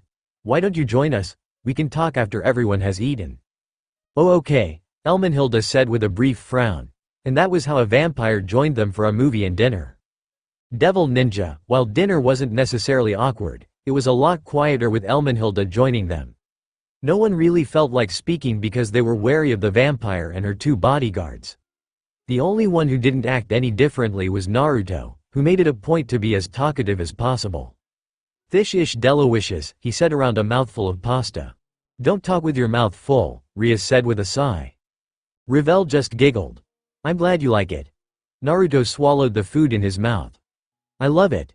You're getting a lot better at cooking dinners. I'm really impressed. Thank you. Revel's cheeks turned pink as her smile widened. While Revel and Naruto had a good atmosphere going between them, Kaneko glared at the two like they'd committed a crime against her. Conversations like this was something specific between these two.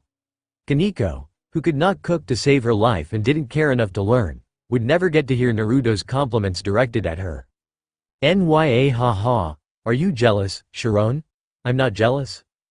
Kaneko huffed and looked away from Naruto and Revel as they continued to gaze into each other's eyes. She glared at the black cat next to her, but Kuroka merely smiled like a naughty kitten who was unrepentant after being caught eating catnip. Because she wanted to keep an eye on her, Rias had Elmenhilda sit right next to her during dinner, which meant she sadly couldn't pay attention to Naruto. She kept a constant stream of polite dialogue going with Elmenhilda, playing the political game. That was something she'd not done during their first meeting. She had been so nervous about meeting with the vampires that she'd nearly put herself in a disadvantageous situation. If Naruto had not stepped in, there was no telling what would have happened. How do you like your meal? Asked Rias. It's not bad, Elmenhilda admitted with a tentative expression. She twirled more pasta on her fork and placed it in her mouth. From the way her expression changed from uncertain to blissful, Rias knew the woman was not being quite honest with herself. The meal they were having today was not traditional Japanese cuisine but a Japanese-Italian fusion. Thick spaghetti noodles had been used instead of ramen, udon, or some other manner of Japanese noodles. The spaghetti was lightly seasoned with olive oil, pepper, and shredded Parmesan cheese. There was also a dipping bowl filled with a tonkatsu-based cheese broth that they could dip their spaghetti into. The cheese inside of broth was freshly grated Gouda. Last among the dishes was the cheese-topped onigiri. Once Rias ate her fill, she smiled at Elmenhilda. Well, shall we adjourn to the living room? We can discuss whatever you came here for in there. If she was being honest with herself, Rias really didn't want to speak with this woman, who had interrupted her attempt at watching Heaven's Feel, Lost Butterfly. However, she was still the heiress to the House of Gremory and the little sister of Amao. She could not let her personal feelings get the best of her. The living room was not really the best place to hold a meeting with a diplomat, but she didn't want to let this woman deeper into her house. She didn't trust her, so they sat on a pair of chairs with a table in between them. It was off to the side, away from the television. Elmenhild's two bodyguards stood behind her, but Rias did not have her entire peerage with her for this. Just Naruto and Issei. They were her two strongest pieces. If those bodyguards tried anything, she didn't doubt these two could take care of them. Before long, Akeno walked in pushing a cart with a tea set on it. She served Rias and Elmenhilda tea before quietly slipping out through a door on the other side of the room. Issei's eyes trailed after her, but he soon focused on the meeting. I hope dinner was to your satisfaction, Rias said with a smile. It was fine, Elmenhilda said as she stared at the tea with a frown. Is everything okay? Asked Rias. Everything is fine. However, I would like to get to the point of my visit now. Rias felt a small bit of satisfaction when she realized the one now pressed with a desire to get this meeting going was Elmenhilda. During their first meeting, it had been Rias who was pushing to get the meeting out of the way, which had put her at a disadvantage. Now it was this little vampire who wanted to begin quickly. While the person who strikes first in combat usually holds the advantage, that was not always the case in politics. Timing was everything. Of course. I assume you are here for the same reason you were last time. Rias grabbed her cup and took a sip of tea, allowing the gentle fragrance and slightly bitter taste to warm her body. She set the cup back down with a sigh. That's right. Elmenhilda nodded before finally taking a sip of her tea. She sighed after setting it down. I was a little presumptuous last time. Please accept my apologies. Rias could well imagine how difficult it was for this girl to apologize like this. Vampires were a proud race. Prouder even than devils. For her to apologize meant she had been backed so far into a corner this was the only thing she could do to get out of it. Elmenhilda would have likely never done such a thing if her Carmilla faction didn't need Gasper. I accept your apology, Rias said with a magnanimous nod. I have also had a chance to consider your words, and I have decided that I wouldn't mind lending you Gasper's power. Really? Elmenhilda looked shocked, but she also couldn't hide the hope in her eyes. Rias nodded as the smile on her face widened. However, I have a few stipulations. I hope you can agree to them. The hope left Elmenhilda's eyes and was replaced with wariness. What are they? Don't worry. They aren't by any means difficult to accomplish, Rias assured the girl with a kind smile. I'm sure you know about us Gremmaries. We all care very much for our servants.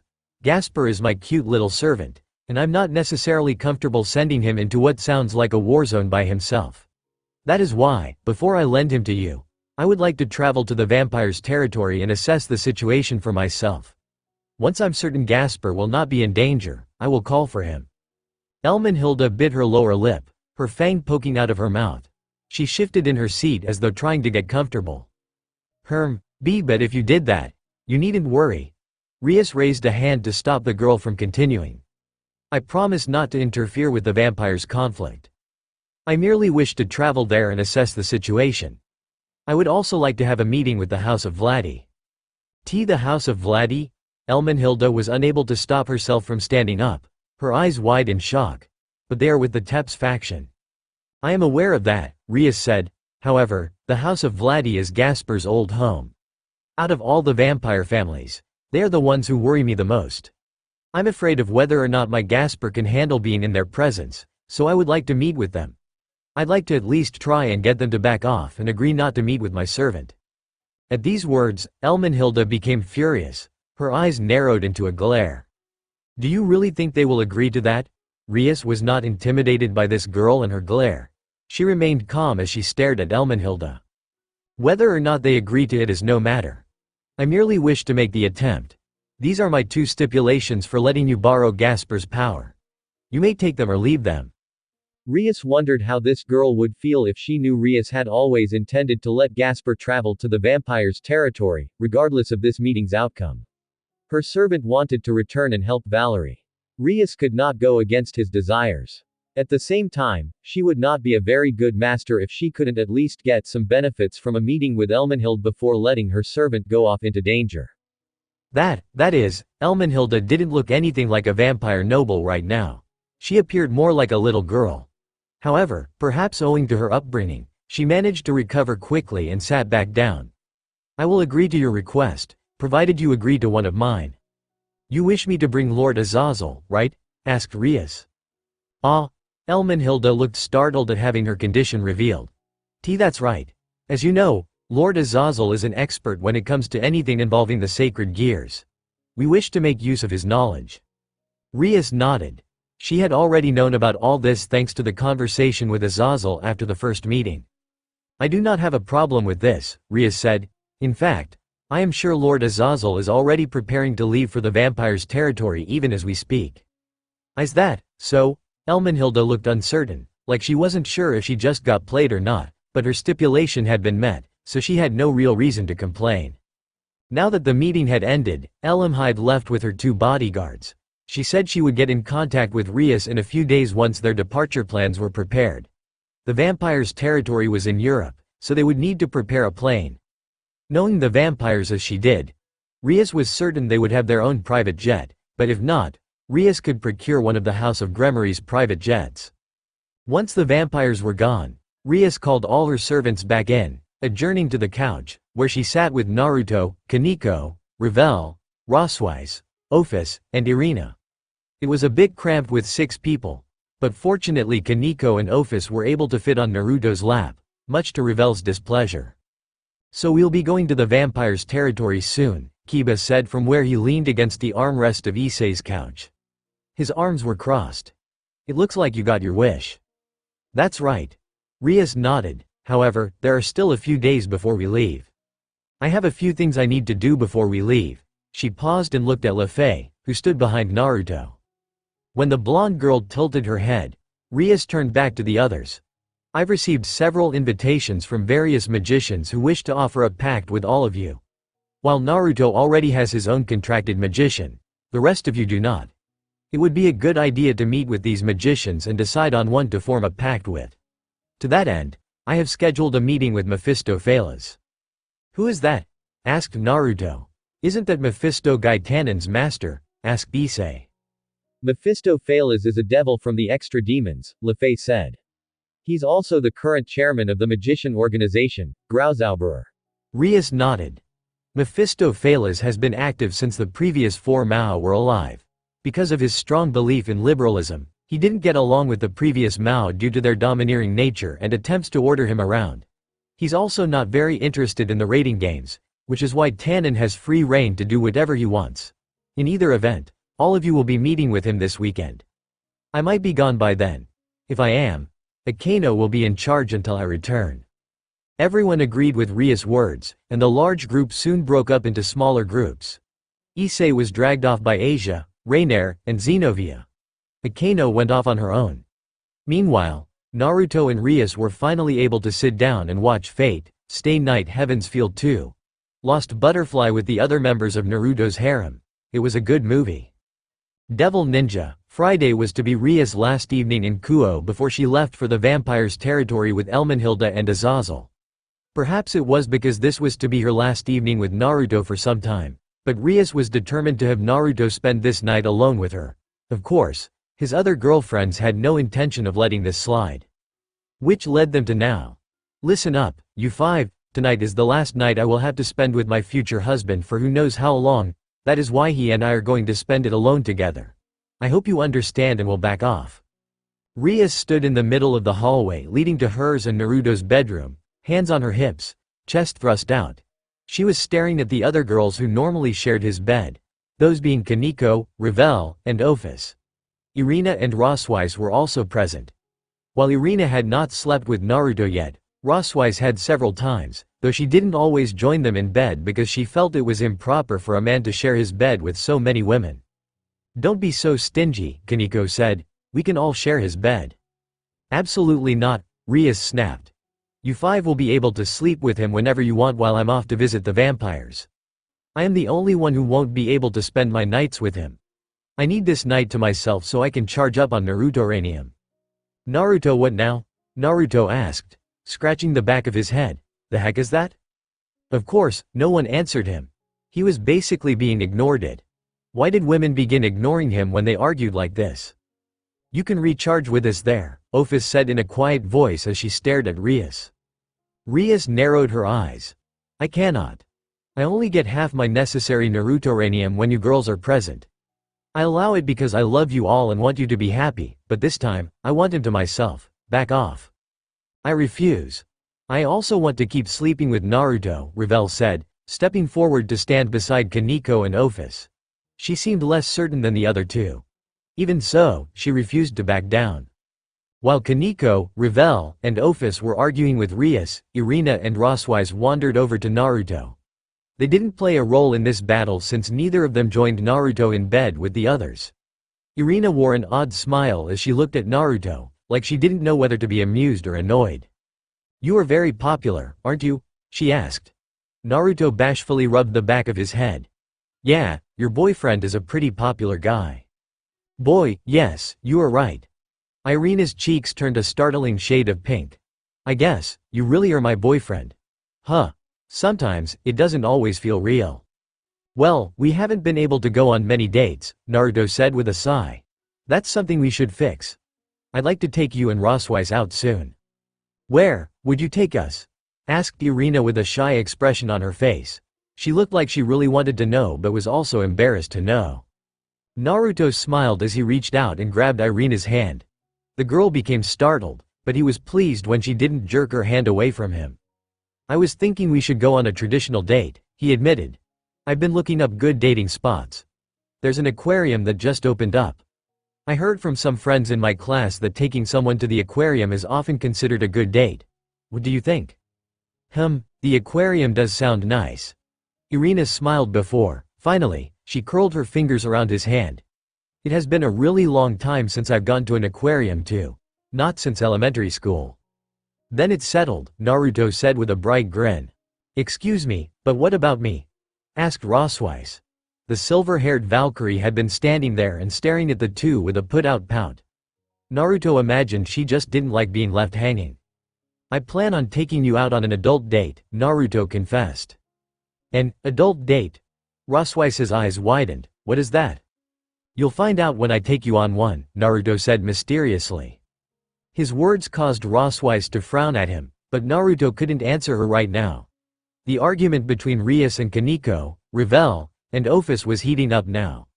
All four women were so embroiled in their argument that they weren't even paying attention to Naruto, Irina, and Roswise anymore. It was like nothing else existed for them. Rias narrowed her eyes. I see we won't be able to resolve this peacefully. Kaneko, Revel, and Ophis stepped forward until they were right in Rias' personal space. That's right, Kaneko said. I have no intention of giving up. As she spoke, the two tails she often kept hidden sprouted from her behind and cat ears appeared on her head. Naruto sensed the senjutsu energy surrounding her. White energy also appeared on her skin, giving her a vibrant glow. That was Tuki. She was enhancing her body using Tuki and senjutsu. Wait. Was she about to use Chiron mode to settle a simple argument? Kaneko wasn't the only one who was getting worked up. Rias glared at the three of them as her red and black powers of destruction erupted from her body, distorting the air around her. Fluctuations in space appeared where her power did. Naruto realized with a grimace that Rias' power had increased a lot, which meant she must have been training and not just working on politics. Revel's body also erupted, but the energy around her took the form of bright orange flames. The fire around her body exploded and formed the shape of fiery wings that reminded him of the images he'd seen of the phoenix, the legendary bird her family was named after. The last to release her power was Ophis, and Naruto squawked in fright when he felt the infinite power welling up around her. Even though she had lost a good 90% of her power, even 10% was enough to outclass a super devil like Circex. While no distortions or anything appeared around her, the amount of power she was releasing could potentially destroy his house. All right. That's enough. Naruto finally shouted as he stepped between the girls. I understand where all of you are coming from, but I think Rias has the right to have me alone tonight. Naruto, Rias looked at him in shock like she'd only just remembered he was present. Naruto smiled at her, but then turned to Kaneko, Revel, and Ophis. The three still appeared ready for combat. However, as he stared at them, they eventually calmed down. Let Rias have tonight, he said. When she's in the vampire's territory, I'll also spend a night with each of you alone. How does that sound? Kaneko, Revel, and Ophis glanced at each other as if silently conferring in a way no one else could understand. Finally, we'll accept this, Kaneko said at last, speaking for the three of them. Naruto sighed in relief. It looked like he'd managed to resolve this situation before his house was destroyed. Come on, Rias. Naruto reached out and grabbed her hand. Rias looked a little shocked by how easily he handled this situation, but she didn't say anything as he led her into their bedroom, closed and locked the door behind them. Now alone, she seemed to come back to herself. That was pretty impressive, Rias said at last. It seems you have a handle on how to deal with us. If I couldn't do at least that much, you girls would destroy the house, Naruto said dryly. We wouldn't do that, Rias mumbled, but she looked away when Naruto stared at her. He chuckled. Well, now you have me all to yourself. What do you want to do? You know exactly what I want. Rias turned back to him, a smoldering look in her eyes. I haven't been able to have you all to myself for so long. I can hardly stand it. I need you to take me now. Looks like we're on the same page. Naruto stepped forward, pulled Rias close, and kissed her. He didn't start off gentle or slow. This kiss was passion. It was fire and lust. Rias moaned as he kissed her as though he was consuming her, arms wrapping around his neck as her legs weakened, body trembling as her temperature rose. Naruto's tongue filled her mouth, and all Rias could do was enjoy the sensations as his actions stole the breath from her lungs. He lifted her into his arms like a princess after thoroughly satisfying himself and carried her to the bed. Setting her down gently, he began the process of removing her clothes. Rias was only wearing a bathrobe right now, having just gotten out of the bath not long ago, and so all he needed to do was push aside the folds of her clothes to reveal her massive breasts. She wasn't wearing a bra or panties. Her large tits, perfectly formed like a pair of beautiful mountains with pink capping their peaks, sat on her chest. Naruto did not hesitate to dig in. He fondled one of her tits with one hand and took the other into his mouth. Naruto, you're being, so rough. Rias squirmed beneath him as he swirled his tongue around one nipple and pinched the other. Her nipples quickly grew hard, stiffening into a pair of points. Naruto looked up while he was working on her to find that Rias was biting her lip to keep from crying out, but some drool had leaked from her mouth. He loved that expression. It was the look of someone who was experiencing immense pleasure. Since it looked like she was trying to keep silent, Naruto decided he needed to take things a step further, reaching down with his free hand and cupping her warm sex. Her moist lips were plump and full. She was already wet. As he rubbed his hand against her, working her clitoris from its hood, Rias finally cried out. Her feet pressed firmly against the bed as she thrust her hips into his hand. Naruto stimulated her clit, rubbing it with a mixture of hard and soft pressure, until her entire body seemed to stiffen. Rias had never squirted before, but this time, her juices squirted from her body, drenching the bed, his hand, and her thighs. Her hips jerked several times like she was spasming. Then she fell back onto the bed, her breathing heavy. Naruto knew what Rias wanted. She had made her intentions clear. He removed his clothes, situated himself between her legs, and after lubricating himself with her juices, thrust his way inside of her. Naruto. Rias locked her legs around his hips as he became fully sheathed inside of her. Ria's body was like a furnace and her insides conformed to him like a mold. He didn't know if she had been made for him, or if he had been made for her, but he'd never felt a more perfect woman. Not too tight, not too loose. Just the right amount of heat. Rias' gremmery was perfect in every way. Hey, Rias.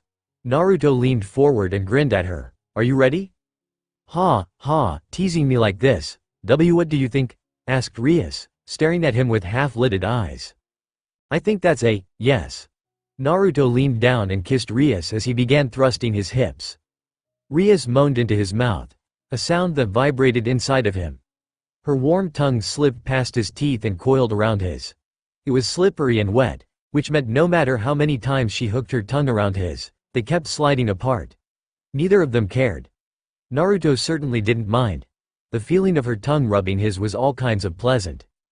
As he thrust his hips, Naruto felt his body growing hotter, more fervent. He wanted to pound into Rias hard. How long had it been since they'd had sex like this? He and Rias had been so busy with high-class devil bullshit that they hadn't really had any time to themselves. What's more, Kaneko, Revel, and Ophis always slept with them now. He didn't mind that, but now that he was finally fucking Rias again, he realized how much he missed having sex with her. It soon became impossible for Naruto and Rias to continue kissing. Their breathing had become labored and erratic. Naruto leaned up and sought out Rias' hands, lacing their fingers together as he pressed her hands into the mattress. Rias was unable to contain her loud moans now, which echoed through the bedroom and probably could even be heard from the hallway. Naruto was mesmerized by the way Rias' tits jiggled as he pounded his hips into her. The loud slapping of their hips as he churned her insides mixed with their moans, grunts, and groans. A strong scent filled the air, sweat mixed with the scent of sex.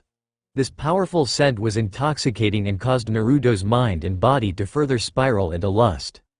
Rias had closed her eyes now. Her mouth was wide open as she let out that beautiful music he loved so much. Her back was arching, causing her breasts to become even more prominent. He stared at the way they were jiggling and bouncing like beach balls being smacked around in a game of beach volleyball. Naruto leaned down and sucked one of her nipples into his mouth. His hands were still firmly grasping hers, so Rias could not move them at all, but her entire body spasmed when he began suckling on her nipple. Her cries grew louder and more fervent. Her jerking hips became more powerful, until, with a final cry, Rias came again. With a grunt, Naruto came inside of Rias. He thrust his hips several more times as he shot his seed inside of her. As Rias relaxed onto the bed, Naruto removed himself from inside of her, sitting up to stare at his future wife. She looked quite satisfied, her body covered in sweat, a smile on her lips. It was that smile that inflamed him. He was not done yet. Without warning, Naruto turned Rias onto her stomach, grabbed her hips, and raised them up. It was this action that caused Rias to come back to her senses. Naruto. What are you? Ah! Rias cried out when Naruto once more thrust himself inside of her. This new position felt completely different from when he took her missionary. Her insides rubbed him in different ways, and he was sure she felt it too, for the cries Rias released were even louder than before. Naruto fucked Rias like this, hands firmly grasping, squeezing, and messaging her butt cheeks as he pounded her from behind. He loved the way her butt jiggled as he pounded her. Rias had buried her face into a pillow, which meant her moans were muffled. Even so, she wiggled and ground her ass against him as he screwed her like this. Sweat formed on Rias' back and dripped down the sides. Naruto could almost see the steam pouring off her body, though he was certain that was just a figment of his imagination. Leaning down, Naruto wrapped his arms around Rias' waist and pulled her back. She squawked as he fell onto his backside, but the surprised squeak turned into a loud moan as he kept thrusting his hips. With one hand resting on the bed as his pillar of support, he reached out with the other hand and began massaging her clit. Her jiggling breasts bounced like mad as he increased the strength of his thrusts. Rias leaned back, her sweat-covered back pressing into his equally sweaty chest. This time, Naruto was the first one to come. He grunted and released more of his seed into Rias, who screamed as her entire body grew taut like a drawn bowstring. When he pinched her clit, her body seemed to explode, her insides contracting around him. Several seconds passed as the two experienced bliss. When it was over, Naruto slid out from inside of her, their mixed juices slipping free from Rias and spilling onto the bed. Ha, ha, Naruto. Rias' heavy breathing into his ear caused Naruto to grow stiff again. With a strength he didn't think she had, Rias got off him, turned around, and sat back down, but now they were facing each other. His already hard dick was resting against her stomach as she rested her arms on his shoulders and pressed their foreheads together. Bright bluish-green eyes stared into his. Naruto found himself getting lost in her gaze. "I'm not satisfied yet," Rias told him. Those words were enough to make any man lose control. "Then we should rectify that, don't you think?" Naruto said as Rias grabbed his shaft, adjusted her hips, and slid him inside of her. "We definitely should," Rias agreed. Thus their cries continued well into the night. Devil Ninja. Naruto woke up bright and early Saturday morning. It was a bit odd waking up with only Rias in his bed, but he remembered that Rias was leaving today, so the two of them had spent most of the night having sex. Come to think of it, Naruto felt like he'd only just fallen asleep. How many times did we do it last night?" Lying on his back, with Rias snuggled so firmly into his side it was as if she had melded with him, Naruto tried to recall just how much sex they had. Rias had been like a woman possessed. Even after he decided to stop because she had to leave tomorrow and needed some rest, she had continued to goad him on, bringing him back to full mast with her undeniably sexy attitude, enthusiasm, and drop-dead gorgeous body. He glanced at the clock. It was only 7 a.m. If he wasn't mistaken, they hadn't gone to bed until 3 a.m. "So I only got 4 hours of sleep? Fuck that noise," Naruto mumbled. He closed his eyes and was about to go back to sleep. Beep, beep, beep, when the alarm clock went off. Rias groaned as she lifted her head from his chest.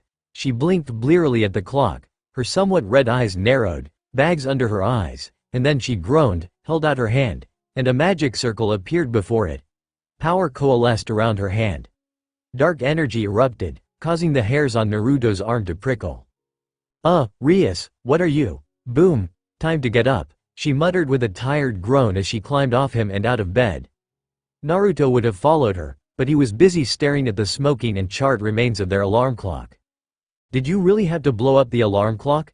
Asked Naruto. It was just doing its job. It annoyed me. Rias narrowed her tired eyes at the alarm clock, and I'm cranky. Isn't that your fault? Asked Naruto with a sigh. He wanted to go back to sleep, but that wasn't going to happen, so he crawled out of bed as he released a loud yawn. He wasn't wearing a single stitch of clothing, but Naruto was not bothered by his or Rias' nakedness. Honestly, he was pretty sexed out right now. After how many times he'd come last night, he didn't think he could even get it up. Help me bathe, Rias said. Sure. After dressing in a set of bathrobes, they made their way into the bathroom and washed off quickly, then returned to the bedroom and got dressed. By the time they were finished, Naruto and Rias were a little more awake. That said, he would have personally liked a few more hours of sleep. Was this karma for having so much sex? Karma fucking sucked. Karma can suck my dick, Naruto grumbled. Did you say something? Nope. Revel and Akano had already finished cooking breakfast by the time they entered the kitchen. Naruto sniffed the delicious air several times. From the sweet scent, it smelled like they had made French toast.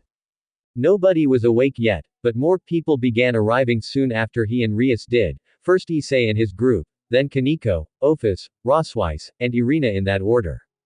As everyone began sitting down, Revel came over and poured Naruto and Rias a cup of coffee.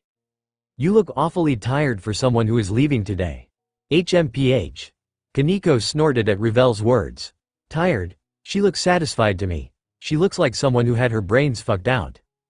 Don't be so crass, Irina scolded the girl with a bright red blush. I am feeling incredibly satisfied, thank you very much, Rias said with a somewhat lackadaisical smile. It was a look Naruto had never seen on her before, but they did have a lot of sex, last night, so it wasn't like he didn't understand. At the same time, perhaps because of her comment, it made her seem a lot more arrogant than she normally was. He was surely imagining things. Right? While Kaneko huffed and began chowing down on her food, everyone looked at each other uncertainly before, as if communicating telepathically, they ignored what Rias said and began eating as well. Breakfast was finished soon. The coffee Revel poured for Naruto helped him wake up. He was good to go by the time Azazel arrived with a car. It wasn't a limousine like Naruto was expecting, but a standard SUV with enough room to fit about 12 people, so just enough for their peerage plus Irina and Zenobia. Azazel was the one who drove them to the train station. Everyone hopped off and Naruto helped Rias carry her luggage. She only had one suitcase worth, which would have surprised most men because certain stereotypes made it out that women always needed several suitcases filled with an unnecessary amount of clothes. But Naruto was fortunately too genre-savvy to let himself be surprised. And Rias was too genre-savvy to let herself fall into typical clichés. That was what happened when someone watched enough anime. At least, that was what Naruto chose to believe. The train station was busy even at this early hour. Naruto had heard this time was when people commuted to work. There were many men and women dressed in business suits, chatting on their phones or reading the newspaper as they waited for the train. Naruto glanced at one person next to him, an older gentleman with slightly graying hair and a haggard expression on his face. Naruto hoped he would never become like that. You know, now that we're finally here, I find that I don't really want to leave, Rias admitted with a sigh. It can't be helped, right? Asked Naruto, shrugging. It's not like you can put this off. Yeah, I know, Rias muttered. Just let me complain right now. By the way, where are you meeting Elmenhilda? The airport? As they spoke, Kiba and Azazel walked up to them. While Azazel seemed to blend in with the crowd thanks to his older appearance, the young and handsome Kiba drew the attention of several older women. The hearts in their eyes and the drool that could drown a fully grown adult was disturbing. But Kiba ignored those lustful stares like the pro he was. I'll be counting on you to protect Rias in my place, Naruto said as he held out his fist. Kiba grinned and bumped fists with him. Don't worry, I won't let anyone harm a single hair on Rias' head. You'd better not, or I'll be sure to make you'll be wishing for my Senin Garashi. What? Nothing. I'm pretty sure that wasn't nothing, In fact, I'm positive I just heard something frightening. Must be your imagination.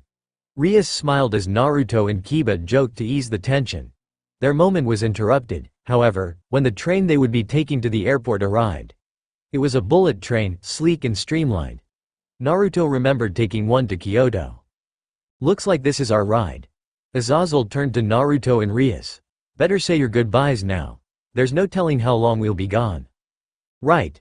Rias turned to Naruto and didn't hesitate to throw her arms around him and plant a kiss on his mouth. Naruto had no choice but to grab her waist as he kissed back, letting Rias passionately kiss him in the middle of the train station. He was keenly aware of the eyes on him. It wasn't just the members from Rias' peerage. Several older men and women were giving them disapproving looks. Take care of yourself, Rias said as she pulled back. You too. Be careful, Naruto said. I will. With those parting words, Rias, Kiba, and Azazel stepped onto the train. Naruto watched the doors slide shut, then continued watching as the train began moving. It disappeared before long. I'm sure Rias will be fine. Roswise placed a hand on Naruto's shoulder. Kiba is quite strong. He will do a good job of protecting her. I know. Naruto stepped closer to Roswise and slid an arm around her waist. It was a testament to how used to his affection she'd become that Roswise only reacted by growing stiff. She used to squawk, blush, and then lecture him on propriety when he did this. As he continued to stare after the train even though it was gone, he wondered what sort of surprises the rest of this weekend had in store for them. Devil Ninja, with Rias gone, Akeno was placed in charge of their daily activities. Of course, she didn't have to do much since everyone already knew what was expected of them. But there were still important matters only she could take care of, like mediating the upcoming meeting with Mephisto. Getting a contracted mage was sort of an important ritual for devils. The mutually beneficial exchange between devils and magicians had become an important and fundamental aspect of their society. Naruto already had Lefei as his contracted magician, and he thought she did a wonderful job, though he hadn't needed her much.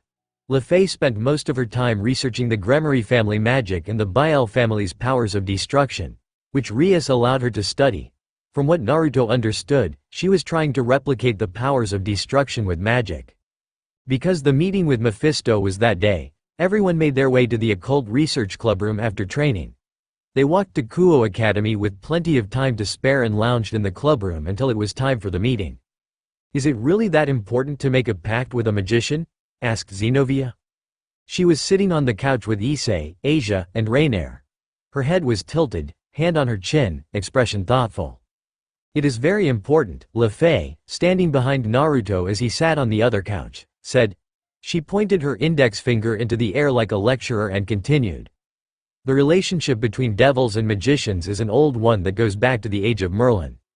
I didn't realize the relationship between devils and magicians went that far back, Irina said in surprise. She was sitting on Naruto's left, having been lucky enough to claim that spot for herself. Because of how important the relationship between us is, the magicians have always done their best to maintain a friendly relationship with the devils, Lefei said with a smile. In this day and age, it's not only a business venture, it is also a tradition that has been passed down for thousands of years. Okay. So forming a pact with a magician is important, Xenovia conceded her point. While the conversation between Lefei and Xenovia was happening, the others were either listening or doing their own thing. Kaneko was eating manju as she sat on Naruto's lap. Revel was sitting on his right, close enough that their thighs were touching. Roswise looked a little put out as she sat on Revel's other side. She had wanted to sit next to him, but she'd been late because a meeting with the teachers held her up. As the conversation between the two wound to a close, a magic circle suddenly appeared on the floor. It looks like Mephisto-sama is about to show up for our meeting, Akeno said, clapping her hands as she walked over to the couches. She didn't sit, instead opting to stand with her hands clasped before her like a maid in waiting. Everyone, be sure to be on your best behavior. Don't do anything that would disgrace the House of Gremory. At those words, Kaneko slid off Naruto's lap, which forced an irate Revel to scoot away from him. However, she was unable to say anything because someone suddenly appeared within the magic circle. He was a man who looked around the same age as Azazel, but his hair was a mixture of red and blue, and it looked gelled. His left eye was blue, while his right was red. Same as his hair. Naruto wondered if maybe he dyed his hair because of his heterochromia, but he digressed. Mephisto-sama. Akeno bowed. It is a pleasure to see you again. I apologize for Rias-sama's absence. An incident occurred and she was forced to head into the vampire's territory. Akeno, it's very nice to see you too. Mephisto wore an easy smile as he walked over to their group. You need not apologize. I heard all about what is happening with the vampires and how they tried to steal away one of Ria's servants. It was rather foolish of them, if you ask me, but I digress. Please allow me to introduce myself to everyone here. The man's gaze swept across their group. It paused for a moment, and Naruto thought he was looking at him, but then he realized that was not the case. Before Naruto could figure out what Mephisto was looking at, the older devil bowed low in a more European fashion. Good evening, everyone. It is nice to finally meet all of you. My name is Mephisto Phalas. I am the current head of Grauzauberer. Thank you for agreeing to hold this meeting with me. So this was Mephisto Phalas. He seemed like a likable sort. There was an easygoing atmosphere about him that felt almost deceptive, but he also gave Naruto a vibe similar to that of Ajuka Beelzebub, whom Naruto had met with many times because of how abnormal he was. Still wearing a smile, Mephisto waved his hand and a magic circle appeared before him. Naruto wasn't sure what to expect at the sudden use of magic, but then a chair suddenly appeared behind Mephisto, who sat down, placed his arms on the armrests, and crossed his left leg over his right. He was still wearing a smile as he said, "Now, why don't we get this meeting started?" Devil Ninja, Mephisto Phalas of the Extra Demons and the chairman of the Magicians Association didn't look like what Naruto had expected, but Naruto had also been expecting an old man with a beard, or maybe a young, silver-haired man who transformed a woman into a man so she could become the king of Britain, something like that.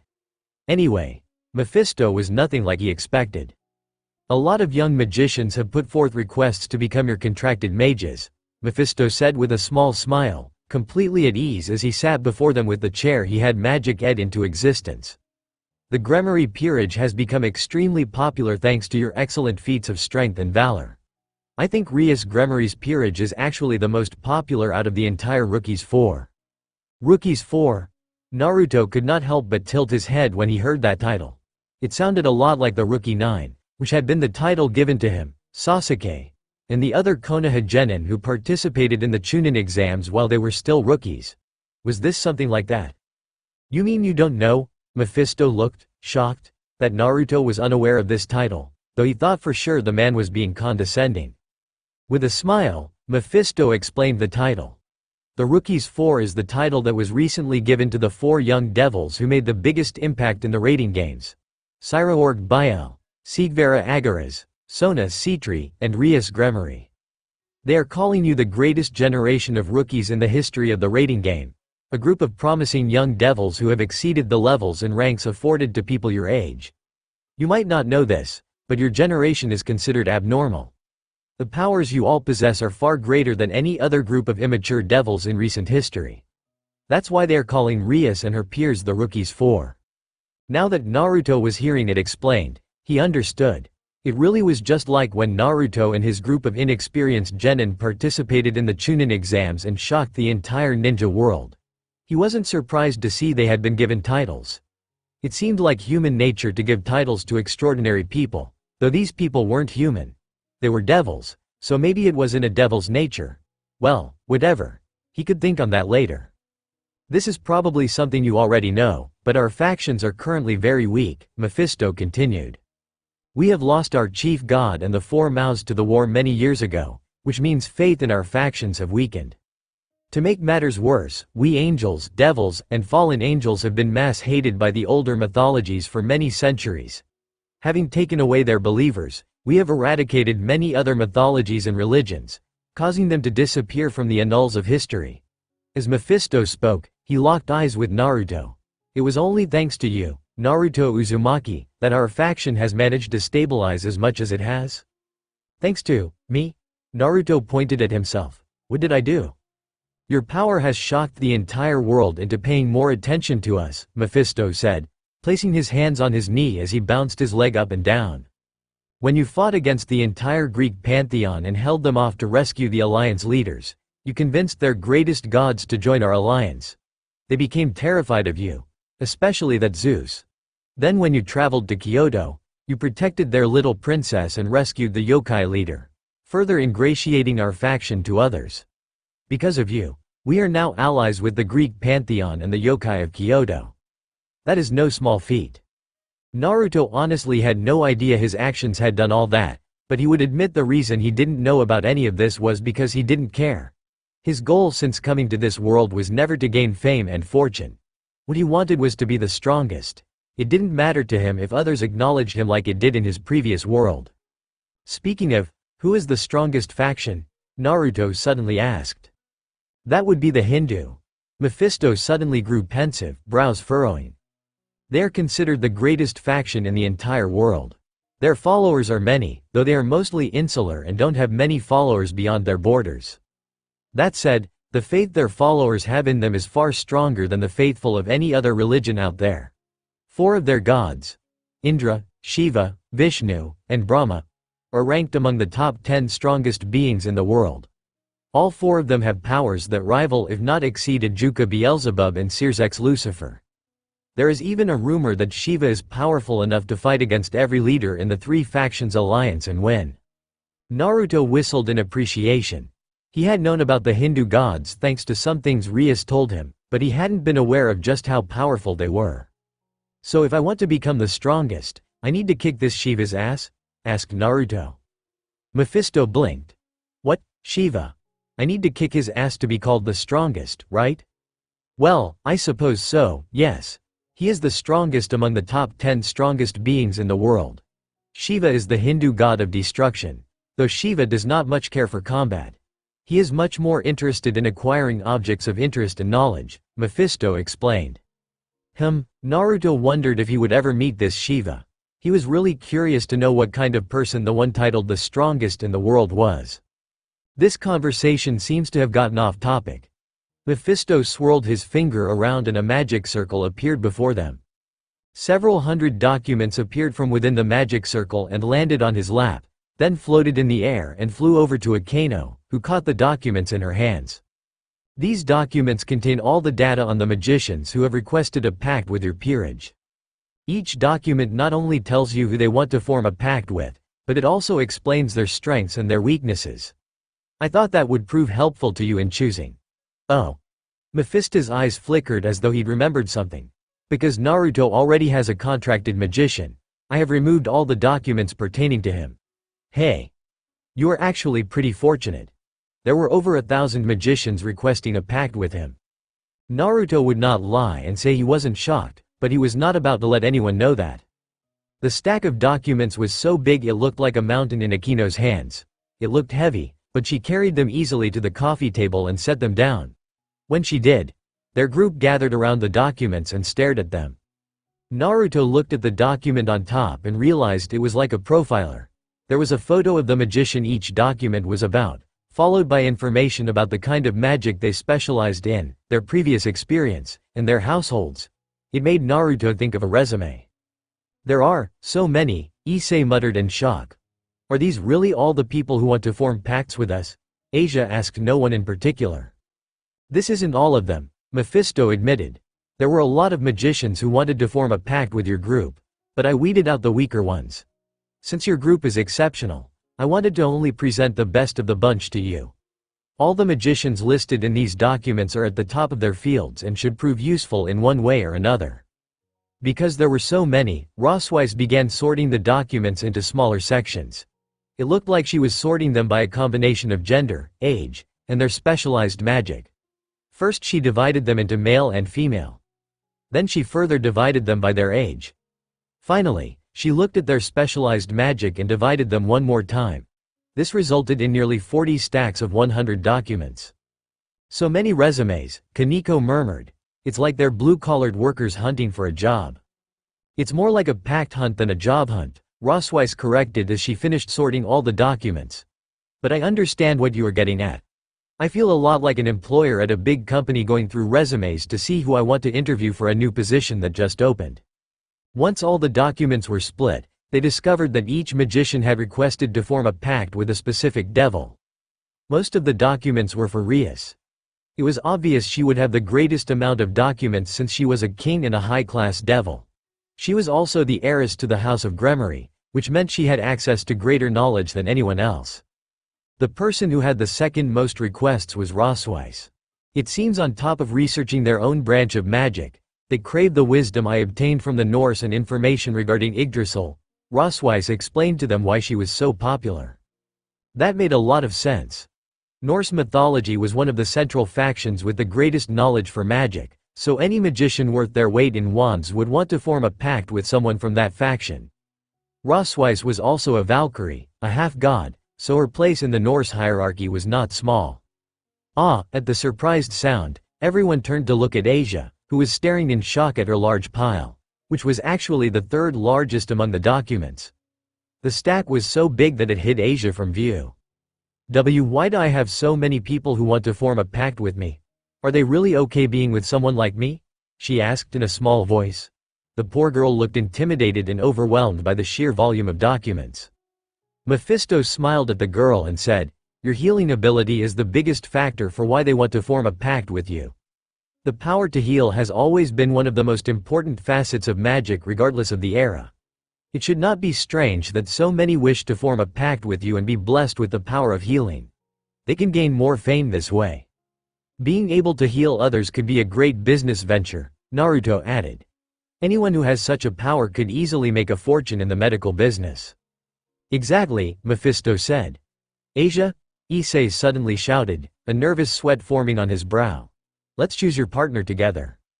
"Oh okay," Asia said with a timid but relieved smile. Naruto shook his head and chuckled. Issei was becoming even more overprotective of Asia as time went on.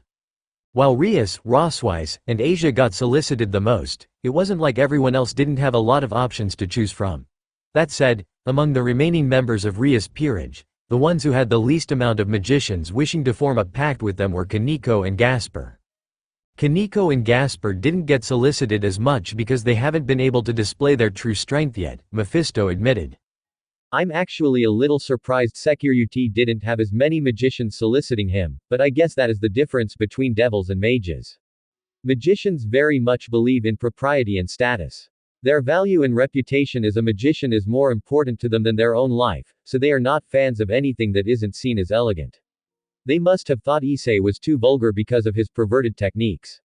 Well, I guess that is just the difference in our culture." Upon hearing Mephisto talk about how his techniques were too vulgar, Issei looked like he might start crying. Tears stung his eyes. Asia and Rainier, perhaps sensing his desolate emotions, patted his back, though Rainier also had to add a Tsunere-esque comment. "Stop looking so pathetic. It makes me look bad," Rainier said with a huff and a blush when Issei stared at her. "In either event, these are all the documents you have received this time. If you see anyone who meets your standards, please contact us so we can conduct the ceremony," Mephisto continued. It sounded like these people were not the only magicians who wanted to form a pact with their group. Since there were far too many documents for them to go through right now, they decided to send them all to Naruto's house through a magic circle. During that time, Mephisto turned his attention to Revel, who had been silent up to now. "You are from the House of Phoenix, correct?" Why yes. My name is Revel Phoenix," Revel said, straightening in her seat. Mephisto rubbed his chin and studied the girl.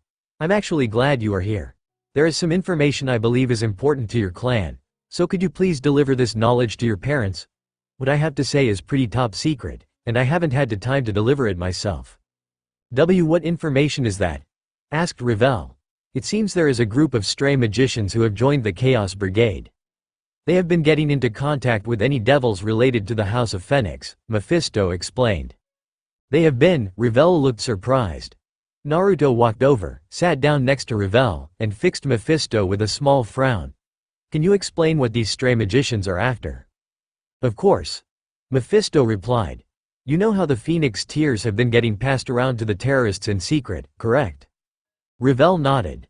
"I heard there were a group of black market distributors who were trading the Phoenix Tears in secret. However, the people responsible have already been dealt with. I was told the situation has gone back to normal." "I'm afraid the situation is more complicated than that," Mephisto said. "Now the black market is selling tears that aren't being produced by the House of Phoenix." "What?" It wasn't just Ravel who shouted in shock. Everyone had. After all, it was common knowledge that only someone from the House of Phoenix could produce Phoenix Tears. But if they are not genuine Phoenix Tears, doesn't that mean they are selling fakes? Asked Ravel. They shouldn't have any effect, right? Shaking his head, Mephisto said, like I said, the situation is complicated. These fake Phoenix Tears might not grant the same effect as real Phoenix Tears, but they are close enough to genuine ones that the difference is indistinguishable. They are being distributed in secret, but I managed to get my hands on a sample. Here. A small bottle appeared in Mephisto's hand. It looked a lot like the bottles the House of Phoenix stored their tears in. I don't know how they are able to make these yet, but Phoenix Tears that aren't produced by the House of Phoenix are being distributed to the remnants of the Chaos Brigade. What's more, we recently learned that the stray magicians are attempting to get into contact with members of the House of Phoenix, though we do not know why. I'm telling you this for 2 reasons. The first is that I'd like you to inform your family. The second is to warn you. Warn me? Asked Ravel. Yes. Mephisto used magic to make the vial of tears fly over to Ravel, who caught them in her delicate hands. I believe the stray magicians will target you sometime in the near future, so please be careful. Ravel's face became gloomy like storm clouds as she looked at the vial of fake Phoenix Tears in her hands. Naruto reached out and placed a hand on her shoulder. He didn't know what she was thinking, but he knew she must have been confused by this new information. This matter was a lot bigger than Mephisto made it out to be. Phoenix Tears were the House of Phoenix's greatest source of income. If someone could produce fakes that had the same effect, it could be a devastating blow to the House of Phoenix financially. The conversation between Rias Grimory's peerage and Mephisto soon ended. As the man left, Naruto observed all the people present, then looked at the now silent Ravel. It looked like they were going to be quite busy.